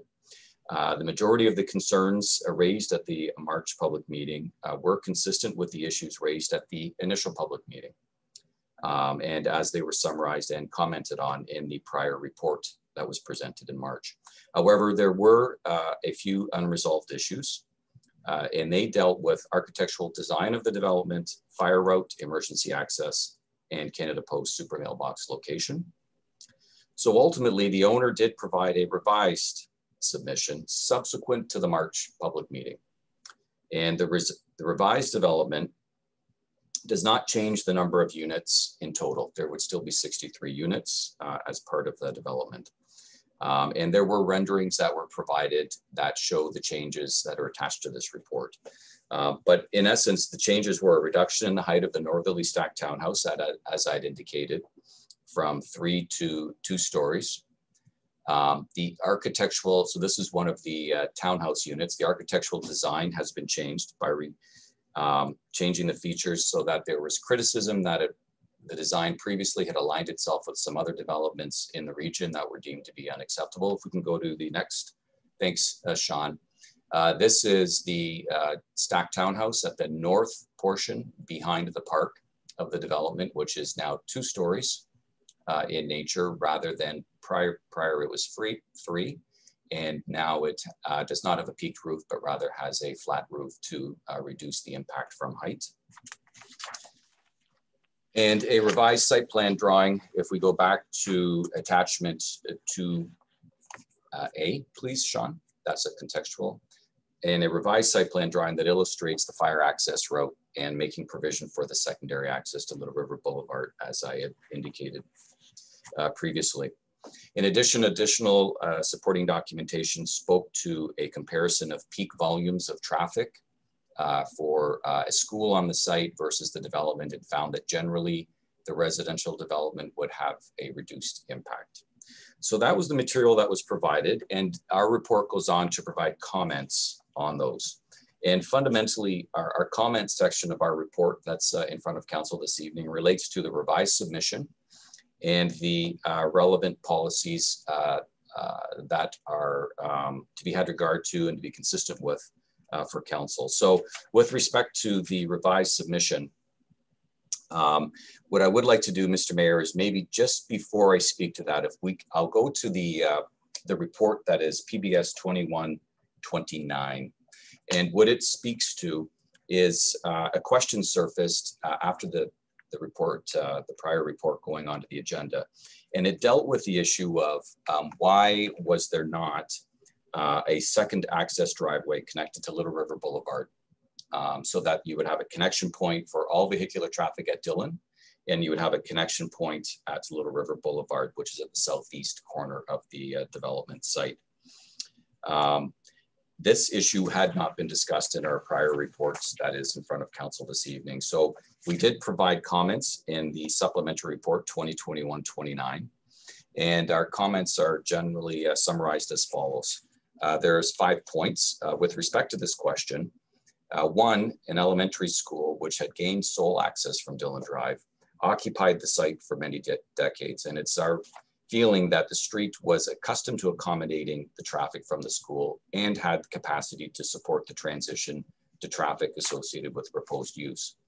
Secondly, the traffic impact study prepared by the owner's professional traffic engineer and peer-reviewed by the town's third-party traffic engineering consultant confirmed that there is capacity on Dillon Drive and the road network to accommodate the proposed development.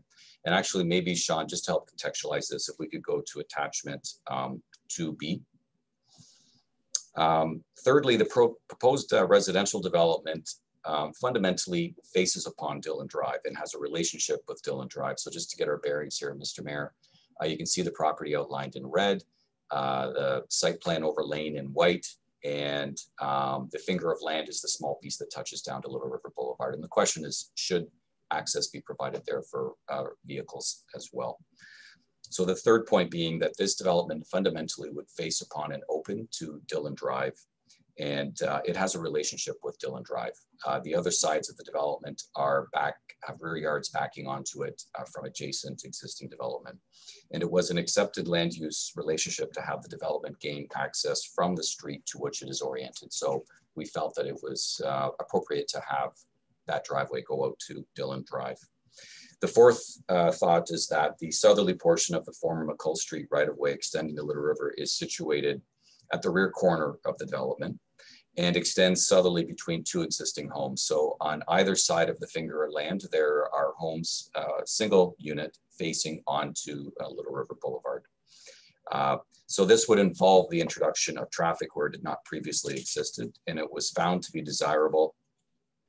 It was not found to be desirable or necessary to include or introduce an access driveway to the subject property at this location between these 2 existing homes. And finally, it was believed that this small finger of land would best be used as a utility corridor for various forms of infrastructure underground, for the introduction of a trail that would allow the development to connect and those in the development to Little River Boulevard and areas to the south and east and west, and to also provide for a secondary access for emergency services. So in conclusion and on balance, it was found that Dillon Drive provided the most appropriate, adequate, and suitable means of vehicular access for the proposed development.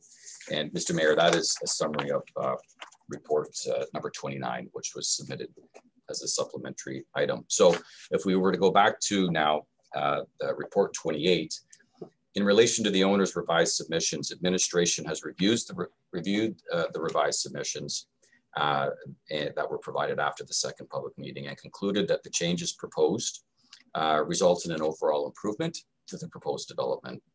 And that the prior conclusion that the existing transportation network is adequate to accommodate the anticipated increase in traffic from the proposed development is acceptable. And ultimately, it's the opinion of administration that the unresolved issues noted at the second public meeting have been adequately addressed. And I would note, Mr. Mayor, that the issue of the Canada Post for this development was resolved, that those would be placed on the interior of the condominium development. They would not be part of a public-facing Canada Post box. That left us with commenting on a policy review, Mr. Mayor, and that dealt with a number of policy documents. The first is the provincial policy statement, which I know council is very familiar with. We make reference to it quite frequently. And there is a PPS, or as we call it, Provincial Policy Statement 2014, that we made comments on. We also commented on the development in the context of the county official plan, which of course is the upper tier for our area from a planning perspective. The town of Tecumseh former official plan, the document that was in effect at the time the applications were filed. And then as well, In the interim, two things happened. A new provincial policy statement was brought into effect by the province in the summer, early summer, late spring of 2020, so late last spring. So we've considered it, the applications with respect to this new document to confirm that there is not something there that would cause a concern. And further, as council is aware, the council subsequently adopted a new official plan on February 23rd of this year. And it is, from our perspective, appropriate to, at a minimum, have regard to this most recent expression of council's long-term planning goals and policies. So the report looks at all of those documents, and in fact, we provided for the reader excerpts of the relevant section in the attachments of this report, so that you can read, verbatim what the excerpts are making reference to. The report does go through a detailed analysis of each of the relevant policies and offers an opinion. And Mr. Mayor, for the sake of time, I'm proposing to summarize that upon review of the policies, it is the conclusion of administration that the official plan and zoning amendments are consistent with the provincial policy statement dated 2014, which was in effect at the time the applications were filed, and as well provincial policy statement 2020. And we do confirm, we do believe that they conform to the County of Essex official plan, the former Tecumseh official plan, which was in effect at the time the applications were filed, as well as the adopted new Tecumseh official plan. We further find that from our review and opinion that the concerns and issues raised have been adequately addressed.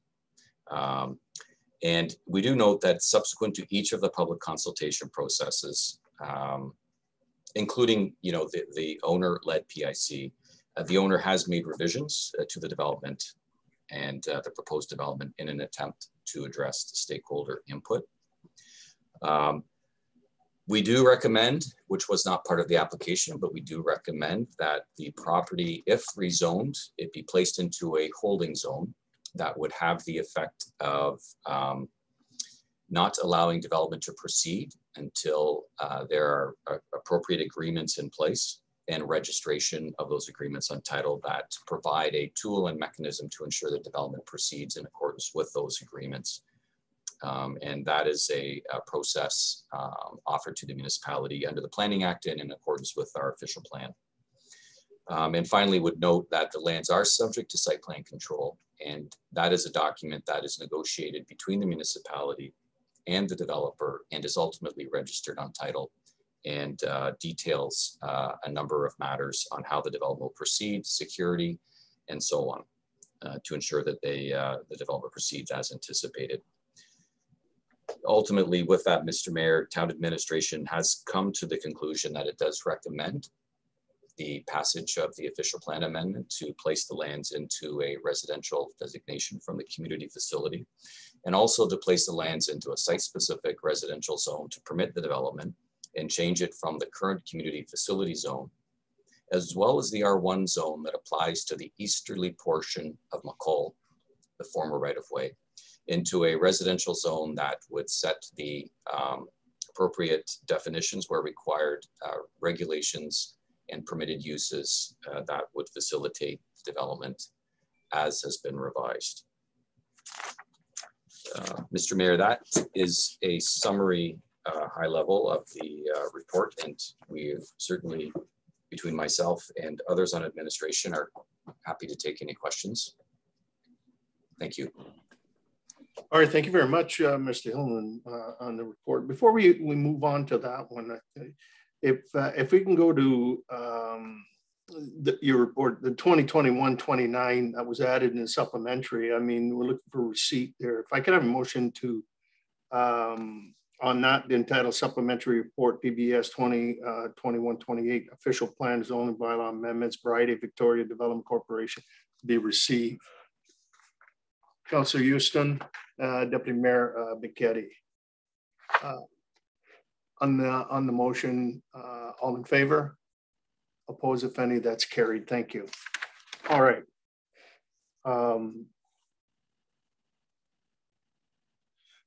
Okay, to put this on the floor, I'm with the report that Mr. Hillman's brought forward and so forth. The Planning and Building Services, PBS 2021-28 official plan and zoning bylaw amendments of Rite Victoria Development Corporation 12433 Dillon Drive, former Victoria Public School, proposed residential condominium development, final recommendations. So the motion reads that a bylaw having the effect of amending the Tecumseh official plan by changing the land use designation for a 2.29 hectare, 5.66 acre parcel of land situated on the south side of Dillon Drive, approximately 40 meters east of the intersection with St. Pierre Street, 12433 Dillon Drive and former McCall Street right-of-way, from community facility to residential and recreational, in order to facilitate the development of the lands for 63 unit residential development consisting of 6 2-story townhouses dwellings totaling 23 units, 1 a 2-story stacked townhouse dwelling containing 60 units, and 1 3-story stacked townhouse dwelling containing 24 units, and a municipal park in keeping with the planning and building 2021-28 be adopted, and that a bylaw having the effect of amending the Tecumseh zoning bylaw 1746 by 1, adding a new definition for a stacked townhouse dwelling, and 2, rezoning a 2.29 hectare, which is 5.66 acre parcel of land situated on the south side of Dillon Drive, approximately 40 meters east of its intersection with St. Pierre Street, also known as 12433 Dillon Drive, and former McCall Street right-of-way, from community facility zone CF and residential zone 1R1 to holding residential zone 3H R3-19 and recreational zone RE, in order to facilitate the development of lands for the 63 unit residential condominium development consisting of 6 2-story townhouse dwellings totaling 23 units, 1 2-story stacked townhouse dwelling containing 16 units, and 1 3-story stacked townhouse dwelling containing 24 units, in a municipal park in keeping with the planning 2021-28 be adopted. All right. Pleasure of council. Councilor Houston. I'll move the recommendation. Thank you. Do I have support on the recommendation?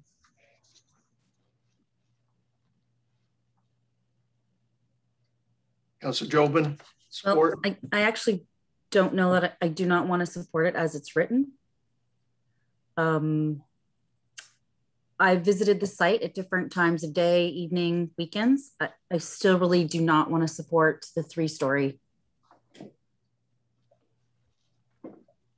Okay, well, before discussion, I'd like to put it on the floor, for discussion.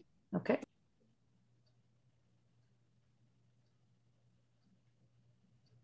Councilor Tonio. We're up for discussion now. Is that what this is now? Nope, not yet. I okay. need. My apologies.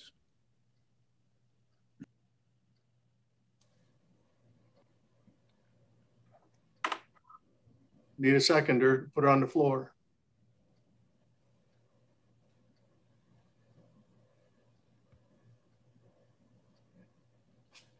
Madam CEO. May I, if I may be of assistance, the seconder is just really to put it on the floor. It doesn't commit the seconder to supporting the application. It does, though, put it on the floor for debate. Councilor Tonio. Just to confirm, I'll second it then. Okay, thank you. Now we can open up for discussions.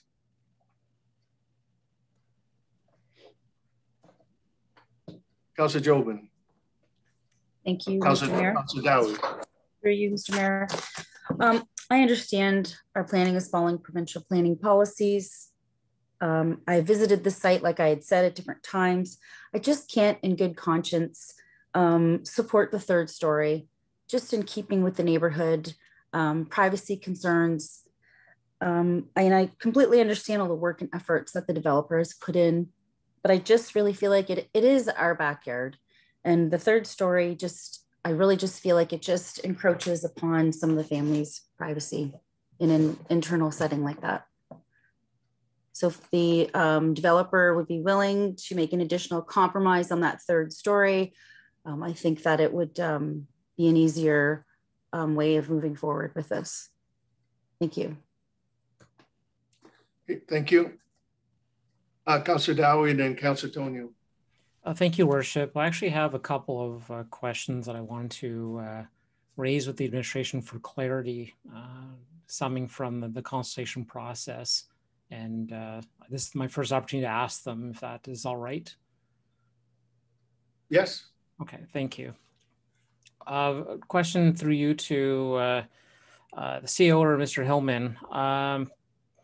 With respect to our second public meeting, there was a concern expressed for the distribution of asbestos, that this matter had been raised and that had been reported and not addressed. And so there is a feeling in the community that there was something that happened here that ought not to have happened. And there is no clarity at this point in time that I can see as to this question in an official capacity. And I'm wondering if a response could be provided to let the residents know whether or not asbestos was present on this property and whether it was abated properly. Through you, Mr. Mayor. Thank you, Councillor Dowie. Yes, I had, and the town had heard administration that question had surfaced some time ago. And what I can advise is the process by which asbestos is dealt with during a demolition. It may not provide the answer you're seeking, but it will give you the best answer that we have administratively. So during the process of a demolition, there is a permit issued by the chief building official in accordance with the Building Code of Ontario. That deals with the demo at a very sort of simplistic level when it comes to an issue like this. It does, firstly, there's two fundamental issues. One, applicable law is the framework within which the chief building official for the municipality operates. And applicable law establishes what are those laws outside of the Building Code Act that the chief building official shall have the responsibility to ensure that there are no problems. So for example, under the Planning Act, site plan control, the chief building official, applicable law relates to site plan agreements. And there are actually a number of applicable law legislations around environmental approvals of the Ministry of the Environment, Clean Water Act, and so on. Ministry of Transportation, you're probably familiar with if you're near a provincial highway and so on. So there's applicable law. As it relates to asbestos, that is the responsibility of the applicant, the owner, to ensure that in accordance with Ontario regulations under the Ministry of Labor, that there have been adequate provisions to firstly identify if there is asbestos in a building, and secondly, to make that information available to the contractor who is performing the demolition. And the premise upon which that is framed that way is that it is for the health and safety of the laborers who would be undertaking the demo task. So not unlike endangered species, which is a piece of legislation that sits in Ontario and affects individual property owners around endangered species and what they can and can't do on their property. That's a piece of legislation where the municipality is not attached to it in any way. There is no communication with the municipality, and we really have no way of interacting with the Ministry of Natural Resources and communications they have with an individual property owner. This is a similar scenario, and it may be shocking, this is a similar scenario that happens with asbestos. So what I can advise is that it was an obligation of the owner to undertake any necessary steps in accordance with Ontario regulations that exist under the Ministry of Labor's legislative umbrella. And it is not something that, and in fact, as I recollect the regulation speaking, it would be an authority of a Ministry of Labor representative to attend the site to ensure that the adequate abatement was being undertaken. And it's also a Ministry of Labor individual or an officer who could seek for confirmation that that had been done. But it's not within the realm of jurisdiction for the municipality. So I know that's not the answer that I suspect you were seeking, but it's the framework within which that matter is dealt with in Ontario.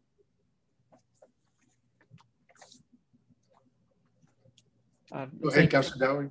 Yes, thank you, Brian. So I would like to seek out an answer to this. So is my contact with the developer to ask them to provide something in writing, or is it to the Ministry of Labor, or is it to the Greater Essex County District School Board to understand and get clarity on this question?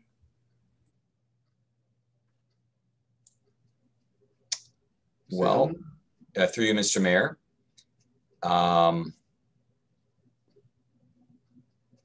I'm not sure who you would want to ask, quite frankly, because, you know, as I set out, we're operating, at least administratively, within the framework that the Ministry of Labor has established. Who the question might be asked to outside of that is a different matter. I can only establish that, you know, as the chief building official for the town, his position is within the framework of applicable law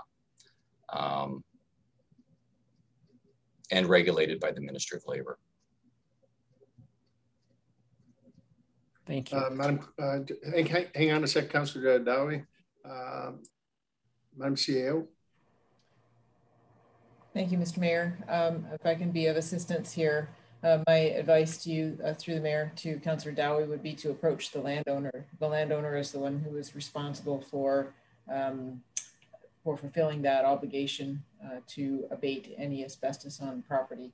So that would have been Mr. Eblansky at the time of demolition. He was responsible for the demolition. So I would seek the confirmation from the landowner at the time of demolition.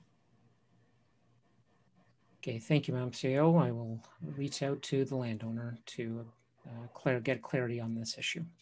I do have a couple of other questions, Mayor. Yeah, go ahead. So I guess the second question involves a prospective building environment.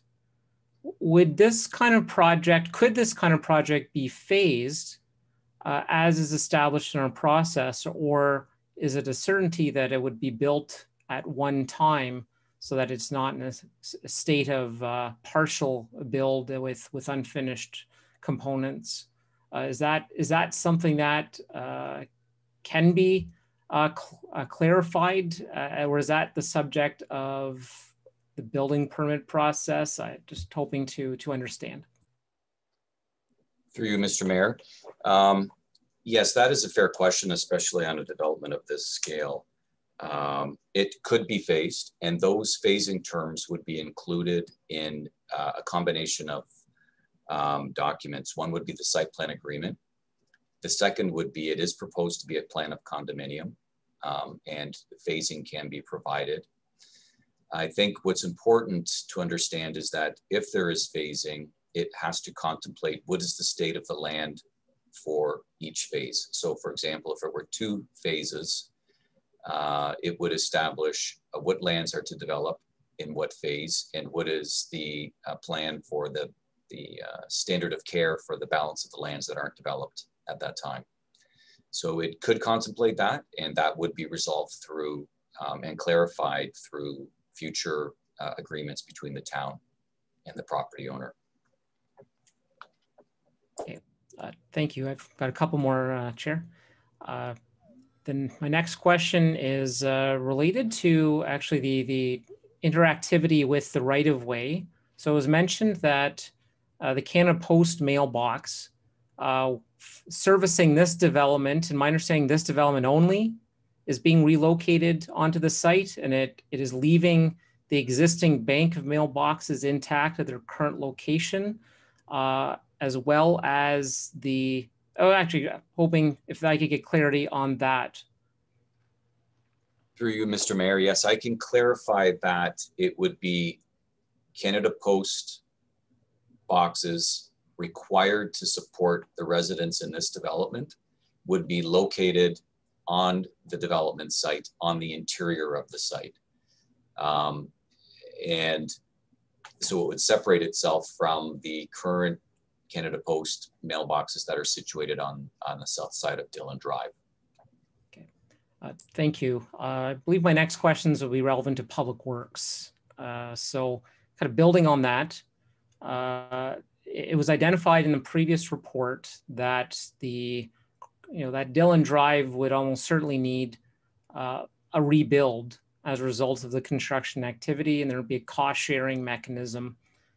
Would administration be able to advise as to what the limits of a reconstruction project would be, whether it be a patching or would it be a reconstruction of the entirety between St. Pierre and the Lacoste, whether it would include the component sewers of the storm drainage master plan, and whether it would include a lay-by or other measure to help avoid the rutting and the mud and cracked sidewalks that are occurring right now in the vicinity of the mailboxes. Mr. Bartnick. Thank you, Your Worship, and through Councillor Dowie. Thank you for your question. Very good question. And I believe those details will be discussed, I think, at the site plan level, but I believe it is the intent to look at reconstructing Dillon Drive from St. Pierre to Lacoste to an urban cross-section. We would also be looking at including a lay-by for those community mailboxes. We do have a local water main that is of cast iron material that we would look at replacing as well.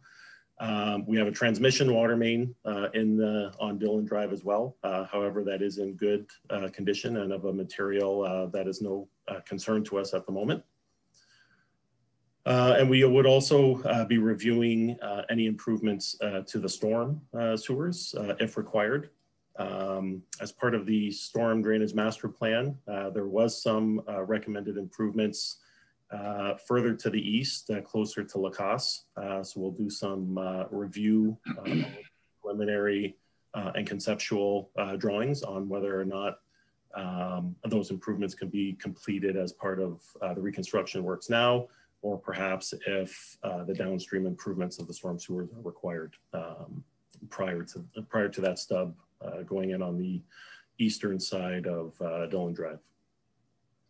Okay, thank you. And a follow-up question with respect to the dry pond and its operations, given that it is to be proximate to the sidewalk, what would you be able to advise as to what difference in grade can be expected, and whether for accessibility reasons there be a protection provided between the sidewalk and the dry pond?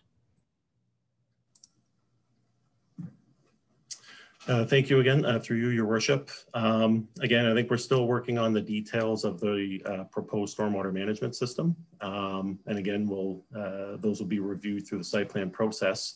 There is a proposed dry pond, as you mentioned, adjacent to the parkland.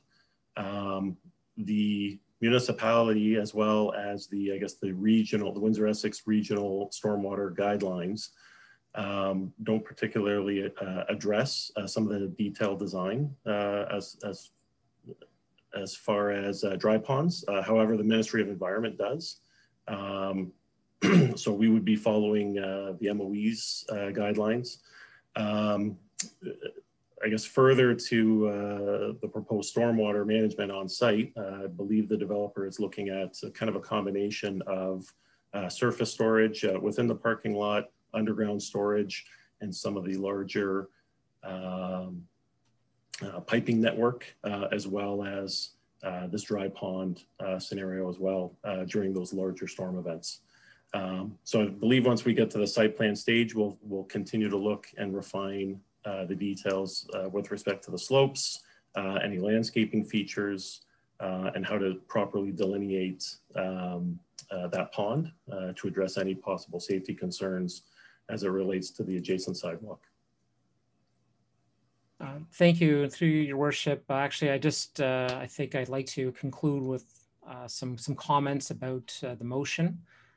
So I know many residents are watching us tonight and are likely intrigued by what they are seeing. I have to admit, this has been the absolutely most difficult decision that I've been faced in my time on town council. I don't believe I've ever seen such a collision between two different roles and responsibilities of a representative during my time, one of which is to properly represent the neighborhood and the neighborhood's interests and what they would like, what their vision is for the community.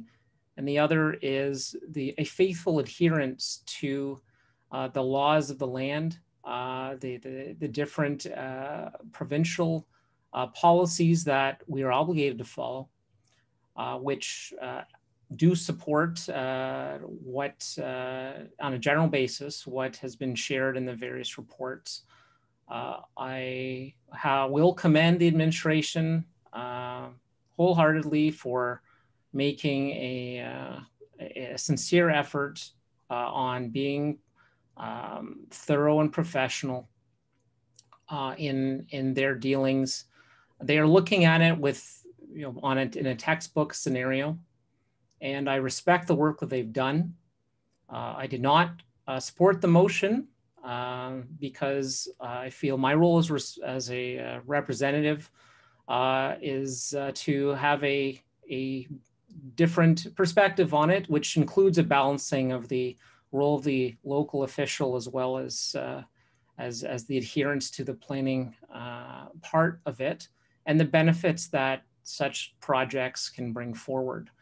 I have done a tremendous amount of research, and I have found that the Ontario Municipal Board and Local Planning Appeals Tribunal are not entirely consistent, not that I expected them to be, but there are decisions that go all ways on this, and there are decisions that speak to the proper integration of a development with the pre-existing neighborhood, and actually have held up concerns for the integration of development with the neighborhood. So to what Councillor Jobin had mentioned, the 3-story building would make this development a focal point in the neighborhood. It does not resemble what is surrounding it. It is,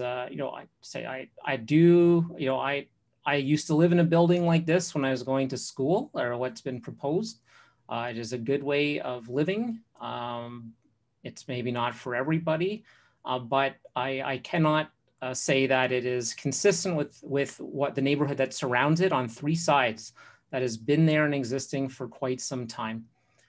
So that combined with I'd say the imposition is the wrong word, but the distribution of the consequence of the development to be very much fixated on the local roads of this neighborhood and those who live on them. Traditionally, a higher density development would be closer to an arterial road or a collector road with service to them. We do have a different example in town. That's the Reigate Co-op, which exits at Lanou Street, but that is a quasi, I believe that is a collector, if I'm remembering right, from a transportation master plan. And so there are some differences, And it does, just coincidentally, the access does come between two houses at that location, which could support, just as some of the residents had requested, a Little River access, in my view, and that's all it is, just my view. So for those reasons, I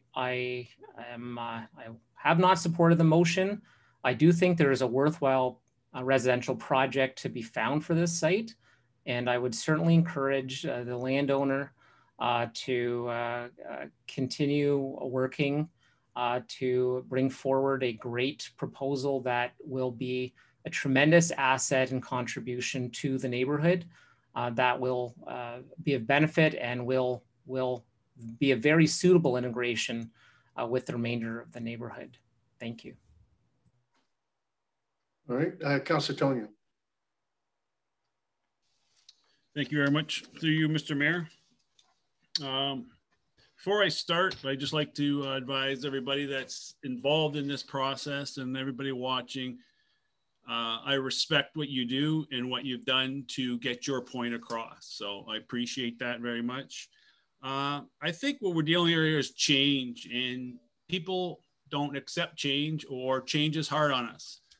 But with change comes an equilibrium balance. It comes undone. Our balance becomes undone.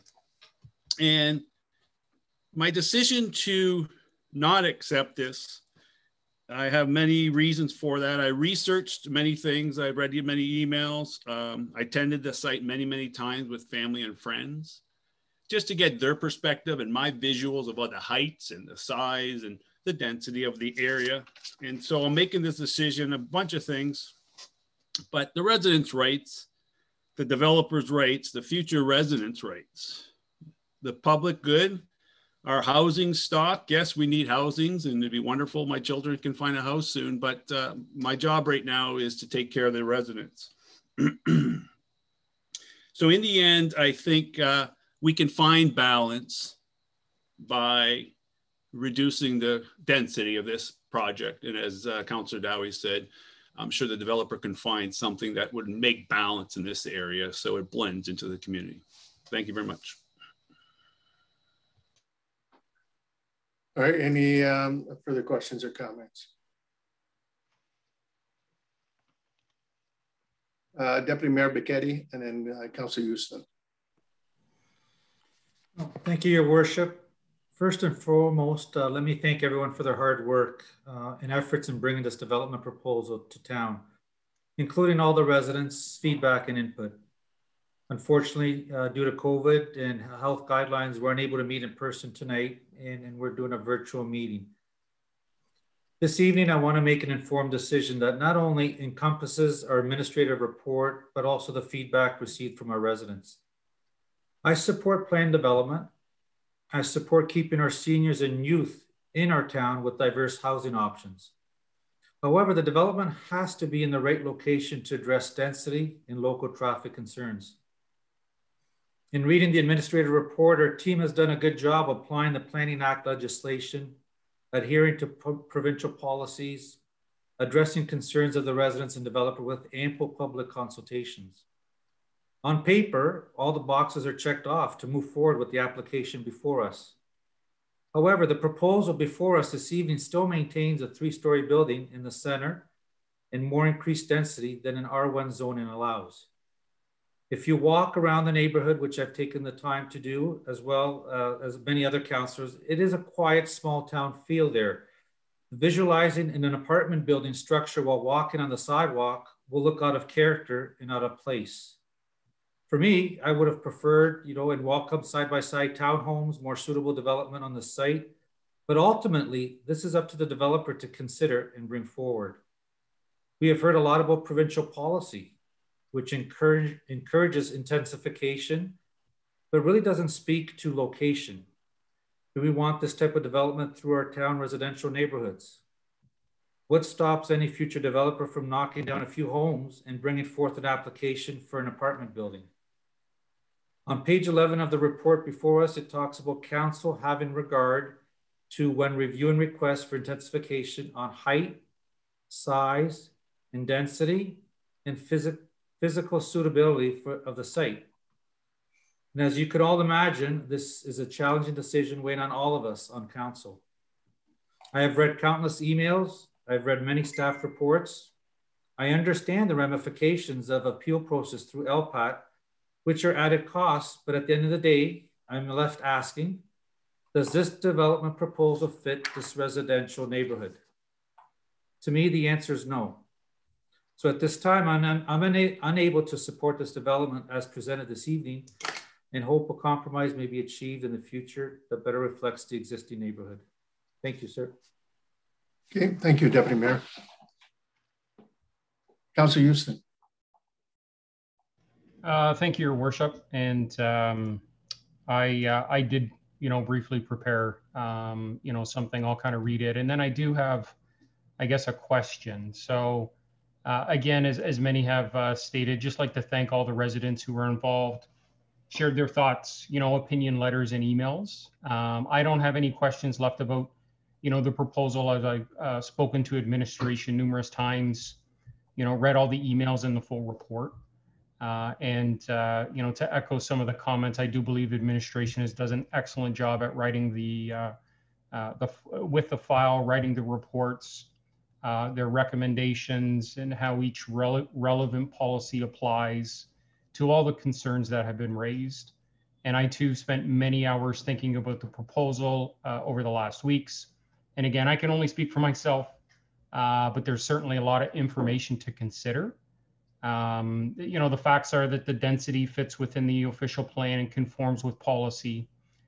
There's no concerns from administration with the traffic generation on Dillon.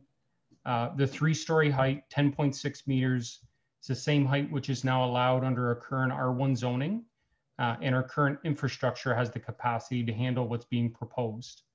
I believe the sightline setbacks, the parking, the green space of the development are also acceptable.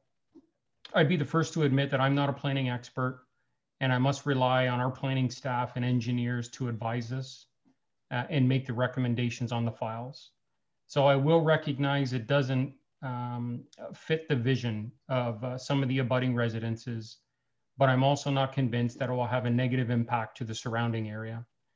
Therefore, I did put the motion on the floor, but prepared to move the motion that's presented by administration. So the one question I do have, Mr. Mayor, as we do have 4 individuals already who have spoken and are not in favor. Proceeding forward, might it be something where there's an opportunity for us to request a further meeting, or see if there's any opportunity for compromise with the proponent rather than outright declining the proposal as it is today?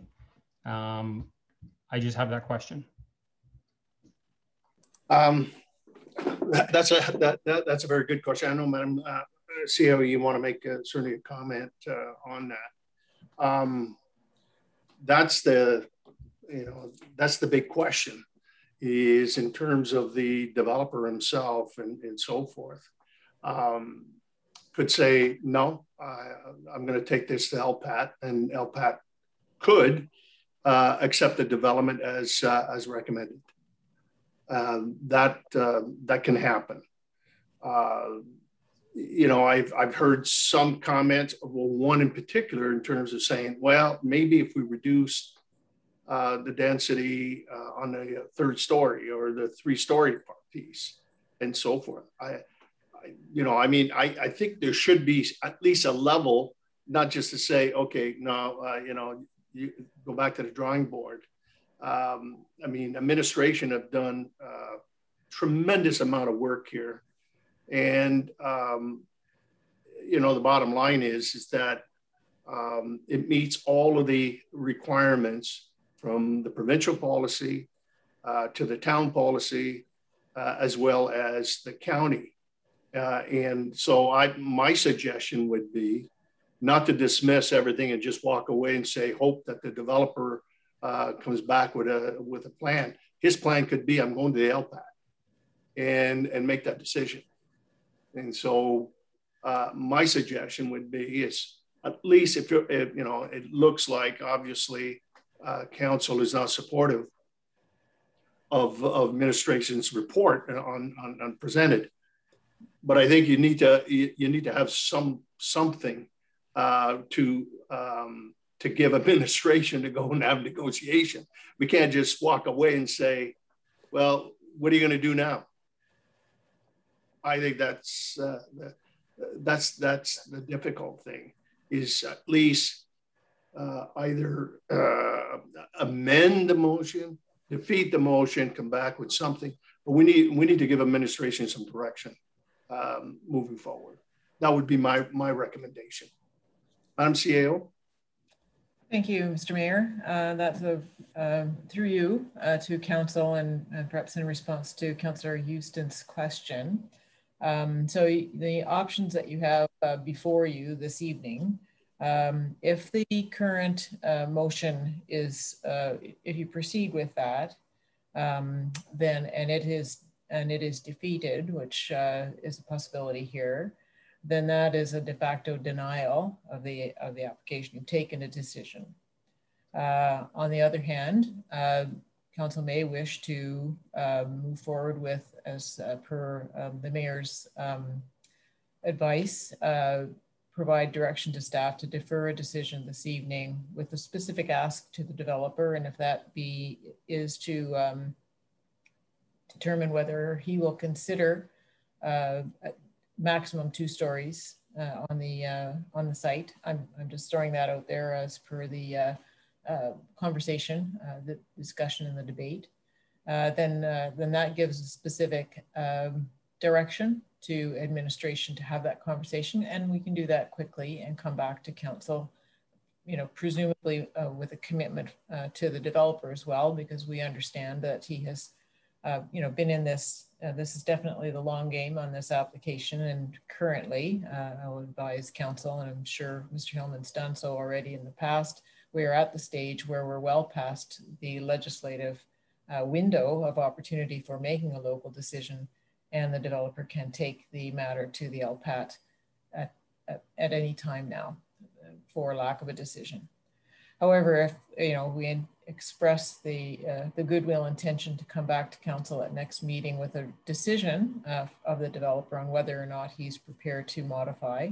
If the answer is no, then certainly you can resume from where you've left off this evening. If the answer is yes, then we can prepare a report with some indication of how to move forward at that point. So if that is an attractive option to council, I would suggest that the mover and seconder withdraw their motion and make a new motion, which includes a deferral of a decision this evening with a specific ask to administration and a timeline for returning, which in my opinion should be as quickly as possible in light of the developer's position, his ability to appeal at any time. Thank you, Mr. Mayor. Couldn't have said it better. Go ahead, Councilor Tonio. In light of what I've just learned, I'm willing to accept all 2 stories, like as Councilor Jobin mentioned, make the 3-story a 2-story. I'm content with that also, to move forward as amendment to that, to have all 2 stories on the site. Well, my suggestion at this stage, thank you, Councilor Tonio. My suggestion right now is I would ask the mover and the seconder if they want to withdraw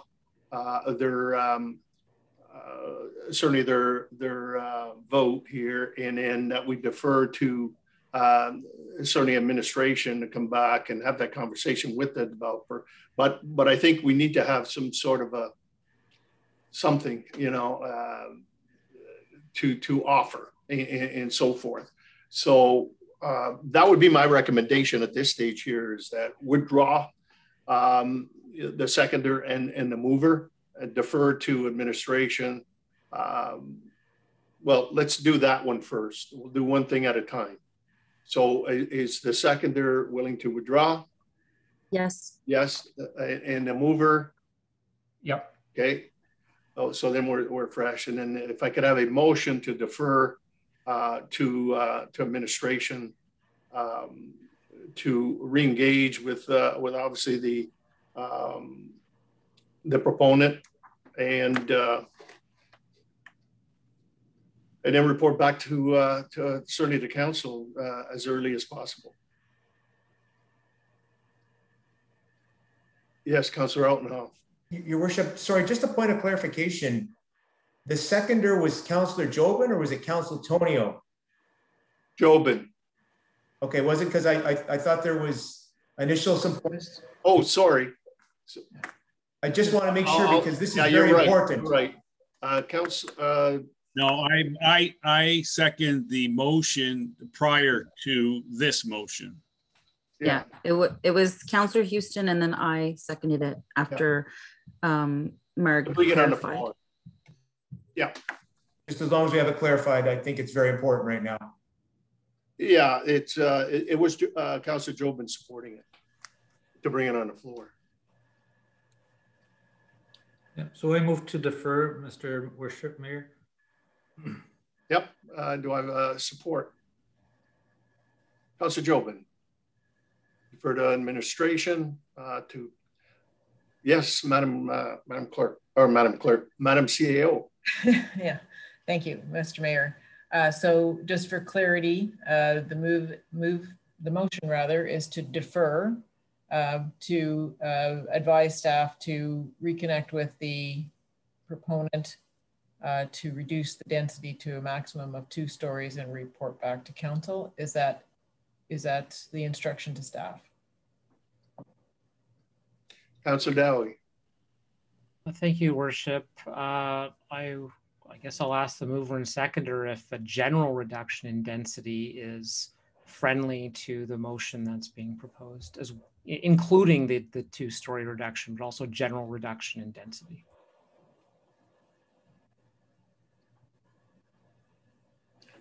Yeah, but that's friendly in general. Is okay with me. Okay, yeah, I'll agree to that as well. Okay, you're okay. So then, okay, I'll go back to the original motion, amended to support 2-story versus 3, that 1 stacked townhouse, and that be directed to administration to meet with the proponent on this recommendation. Does that make sense, Madam Clerk?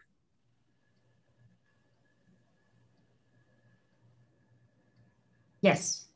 So the administration is to meet with the developer and to discuss whether the applicant would be amenable to reduction in density to a maximum of 2-story and report back to council. And if I heard correctly, the question from Councillor Dowie was it a general reduction of density? Mr. Hillman, clarification. For you, yes, Mr. Mayor, if I could please. I think we're using some terms here that are getting a little bit mixed up.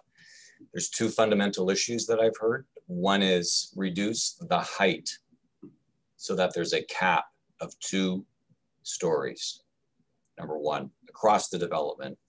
Number 2, what's come in later is, through Councillor Dowie, is a friendly request to incorporate that a discussion happen around a reduction in density as well.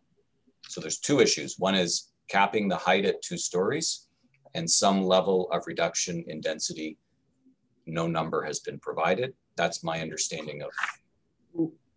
I guess for me, if you look at that, if you were to say that on a 3 story, so that's a reduction of 8. If you're gonna match that with the 2-story stack. Except if I could, Mr. Mayor, what they showed on the front building was they could reduce the height, but keep the number of units because they reduced the number of bedrooms. So we do need some clarity as to what the expectations are coming out of this. There's two issues. One is the height that you're seeking. And is there a general question around density as well? They're two completely separate issues, I think. They're related, but they need to be very clear. Okay. Councillor Dowie. Thank you, Worship. So yeah, just for the absolute clarity, among the various issues raised were the number of vehicle trips, for better for worse. And so a reduction of the total number of units would help to achieve a balance that was sought after. So it would be a general number of units, so fewer populated addresses in this complex would be my interpretation of a reduction in density. If I may, Mr. Mayor, I think it just is simple with a reduction in height and density. Yeah. And density, and that I think achieves what Councillor Dowie is. Yeah, that's where I was coming from. You know, I mean, I didn't realize in terms of, you know, 1 bedrooms to, you know, 2 bedrooms. For me, the reduction was automatically that I'm looking at the one's a 16 unit and the other one's 24. So take 8 away from there. So that's 16, 2 stories. So that's the 2, right? Okay, then I'll go back to the mover and the seconder. Okay with that, the clarity in terms of height and density. Yep. Yes. Thank you. Okay. So I'm going to vote on the amendment first, right? For point of order, Madam Clerk, or are we just doing I would suggest for the amount of discussion, just developing this motion, if we could vote on the motion for that administration. Okay.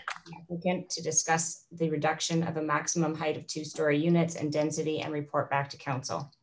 Okay, that makes it clean. Yeah. Okay. Then on the motion, all in favor? Opposed, if any? That's unanimous. Okay.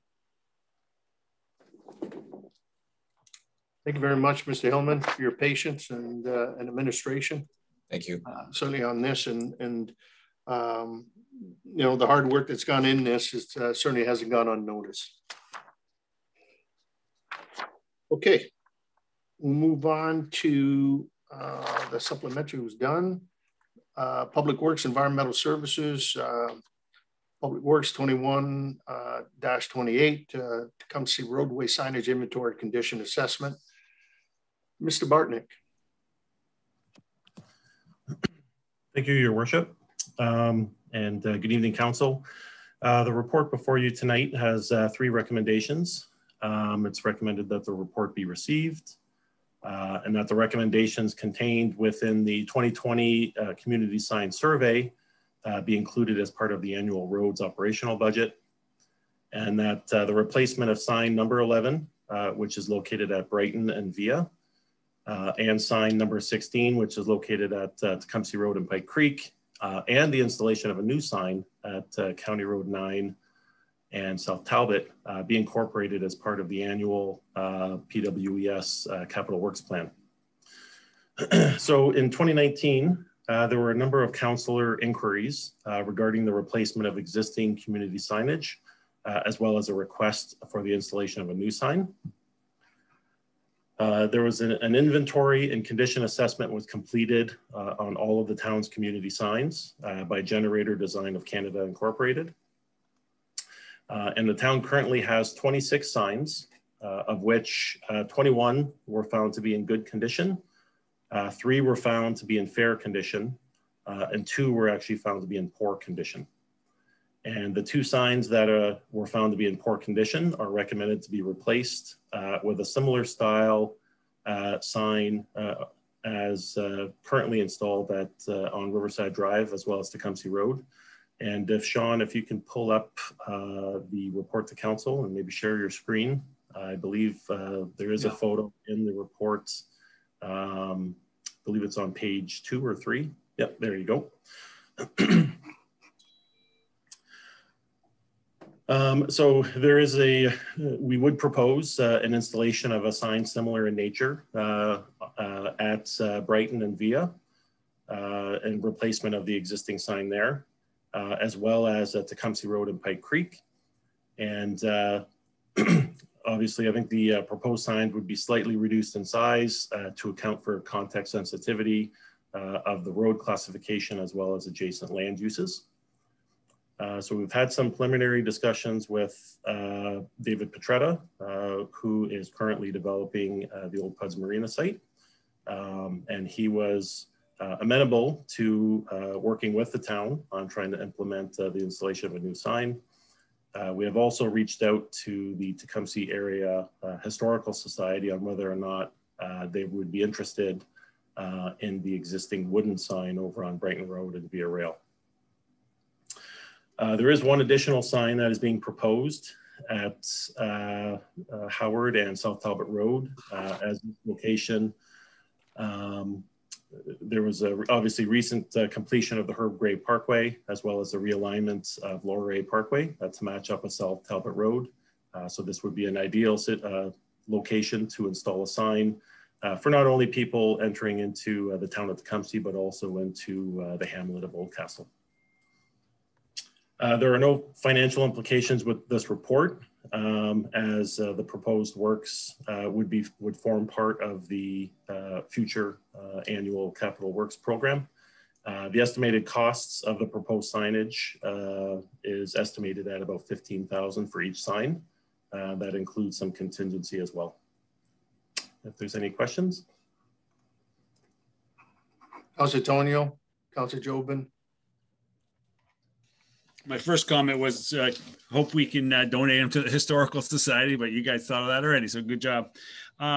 Just hoping we can make them environmentally friendly, you know, that just not brick and mortar, big sign, big stick kind of thing, you know, to blend them in, maybe get some something that looks appealing in the area and not sticking out, that's all. I think the what's being proposed are actually, Councilor Tonio, very, very appealing. I mean, they have the, you know, the plantings with it. I'm sure, you know, it'll be welcoming. This is, I know the one on Brighton Road, it's been a long time coming. And, but anyway, thank you, Mr. Bartnick, for the report. And I didn't realize that, yeah, 26 of them. Councilor Jobin. Yes, thank you, through Mr. Mayor. I was kind of just hoping we could maybe make it 27. County Road 8 and Manning Road when you're coming in from Essex. The other, like 13 and 14, those are kind of more community signs, not so much a welcome to Tecumseh. The far one on Howard and the one on Walker kind of looks a little weak, in my opinion, but you say it doesn't warrant repair replacement. But if we could maybe add one to, yes, the County Road 8 and Manning Road, that would be fantastic. Does that sound good? Through your worship, that's definitely a location we can review and bring back to council at a future report with our annual capital works plan.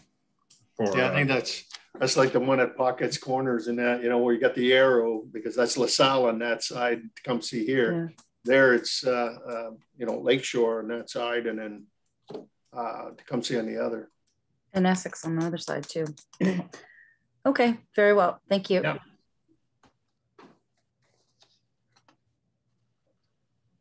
Okay, yeah, and I think, you know, I think as well is that the other municipalities that have hamlets, they've identified them, like Lakeshore, for example, and Woodsley, you know, a proud community of Lakeshore, Bell River, proud community of, you know, so forth. So like Maidstone, Hamlet, Oldcastle, you know, we could recognize that too, as they're proud communities within Tecumseh.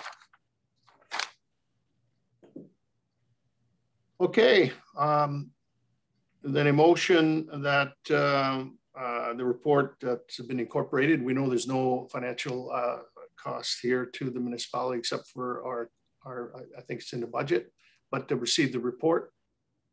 Councillor Altenhoff and Deputy Mayor Bichetti, all in favor? Opposed, if any, that's carried. Thank you. All right, bylaws, Madam Clerk.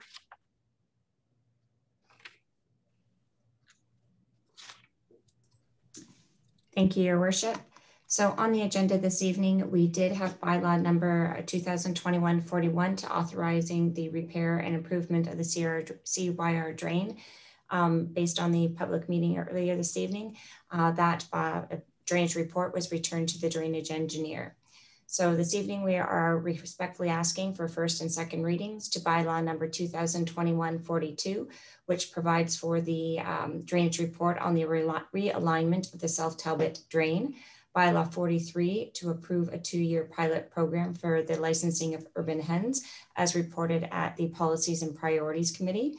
A bylaw 2021-44, which authorizes the amending agreement with the Ontario Infrastructure and Lands Corporation, as previously reported on earlier this evening by Finance. And we also have bylaw number 2021-45, which is the amendment to the town's official plan. Bylaw 46, which is the amendment to the town's zoning bylaw for those lands that, as we heard earlier this evening, those two bylaws will be deferred along with the deferral of the related planning report. So we're not asking for readings to those two bylaws at this time, but we are also asking for bylaw 2021-47, which amends Schedule J to the fire routes agreement of the traffic bylaw. So we're respectfully asking for first and second reading of bylaws on the agenda numbered 42, 43, 44, 47, and 47. All right, on 2 readings. Councillor Houston and Councillor Tonio. Any questions or comments? Heard none. All in favor? Opposed, if any, that's carried. And Madam Clerk, 3 readings are in order. With the exception of bylaw 42, which is the drain report. So it would just be. That was deferred. 3 readings on the bylaws excluding 42.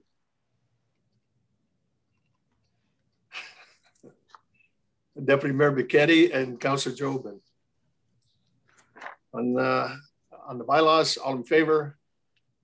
Opposed, if any, that's carried. Thank you. All right. Move on to unfinished business.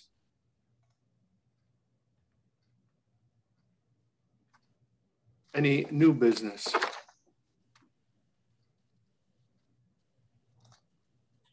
None. Oh, Deputy Mayor. Thank you, Your Worship.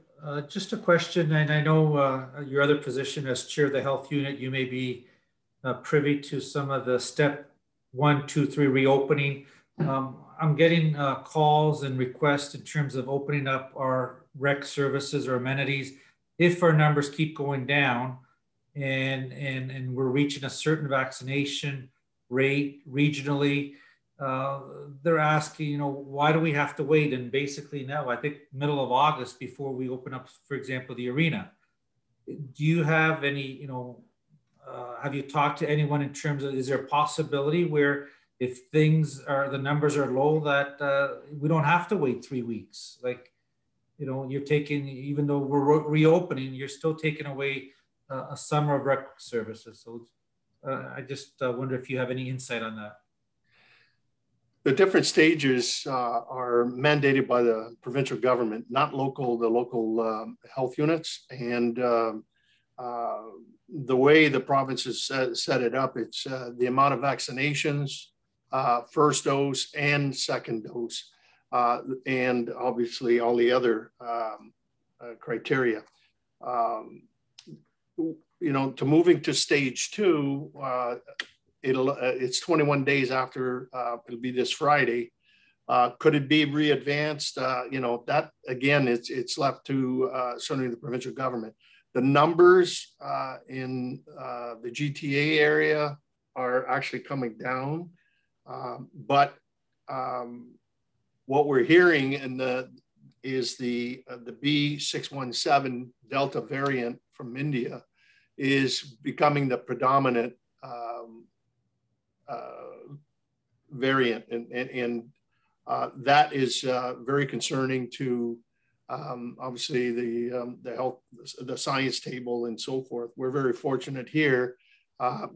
We've only had one case, and it's been isolated and certainly taken care of. That's a great question, and on the local scene, I can tell you that through the county and that we did send a request, as you know, Deputy Mayor, and to the Premier on the regionalization of certainly opening. When you look at the Tri-County area, the numbers are extremely low. They're lower than when we were in almost green, I think, last year. And if you recall, we were the last region last year because of Kingsville, Leamington, the Margaret Farm workers kept us, you know, in the lockdown position far longer than any other region in the province. And so they've changed the format, and I think it's, you know, because of the, you know, the variant and certainly the issues of the GTA, which is, you know, half of the provincial population or close to it. You know, again, we've got an upcoming board meeting coming with certainly the health unit. You know, we can certainly have those conversation, but I did speak as lately as yesterday with Dr. Ahmed and Teresa and the senior management team on JBAC, and it's pretty clear. The province is mandating that opening. There has been pressure because they went from the 14th to the 11th, but there's 21 days in between. But we need to meet the vaccination of first and second doses. And so I guess the messaging that we can send to our residents, if you haven't received the vaccine, you know, now that they're open at, you know, from grade, or not from grade 12, but 12 and up, take advantage of it. And then the second dose, as you can see, they're marching down. They got the certainly the 70s, and then those who received the AstraZeneca or started their second doses. And so the recommendation is when you get an opportunity to get your vaccine in your arm, do it. And that's the role that we have to play to meet I think the step challenges that the province is putting before us. The good news for us is that we're approaching 75% first dose in Essex County, and we're over 15% in the two dose. So if we can get the 80-20, that you know, and that's what they're aiming for the rest of the province to move into the next area. But that's the only thing that I would advise right now is get the vaccine. If you haven't received at least your first dose, get it done. And those who are able to get their second dose, you know, don't hesitate. Don't wait. Get it done. Get your appointments, and because that's what's going to move the agenda forward. Okay, thank you very much for the update. All right. I need a confirmatory. If there's nothing further in new business, then a confirmatory bylaw on the proceedings of our meeting this evening. If I can have 3 readings to that. Councillor Jobin, Councillor Houston, all in favor? Opposed, if any? I'm coming to you, Councillor Altenhoff. Notices of motion. Councillor Altenhoff. Through your worship, and excuse me, I'm sorry, I thought the notice of motions occurred before the confirmatory last bylaw, excuse me. But yeah, I will be bringing forth that either the subsequent or in the very near future, certainly a motion with regards to the recommendations that have been set up by the Windsor-Essex County Health Unit for the you know, appropriate perhaps town or municipal policies or statement that we can develop to best benefit our residents with the opting in that's occurred with the cannabis sales. Okay. Thank you. Thank you. Any further notices of motion? I'm hearing none. Then our next meeting, members of council, is Tuesday, June 22nd. Early start, 4:30. That's our PNP committee. 6 p.m. our public council meeting, and it's the ZBA OPA, and that's Greater Essex County District School Board. And 7 o'clock is our regular council meeting. So if nothing further, adjournment is certainly in order. Councillor Altenhoff, Councillor Tonio, all in favor? Opposed, if any, that's carried. Again, members of council, thank you, and senior our administration, and certainly those who are watching from the comforts of home. Again, get your vaccines, stay safe, and until we meet again on the 22nd. I bid you good night.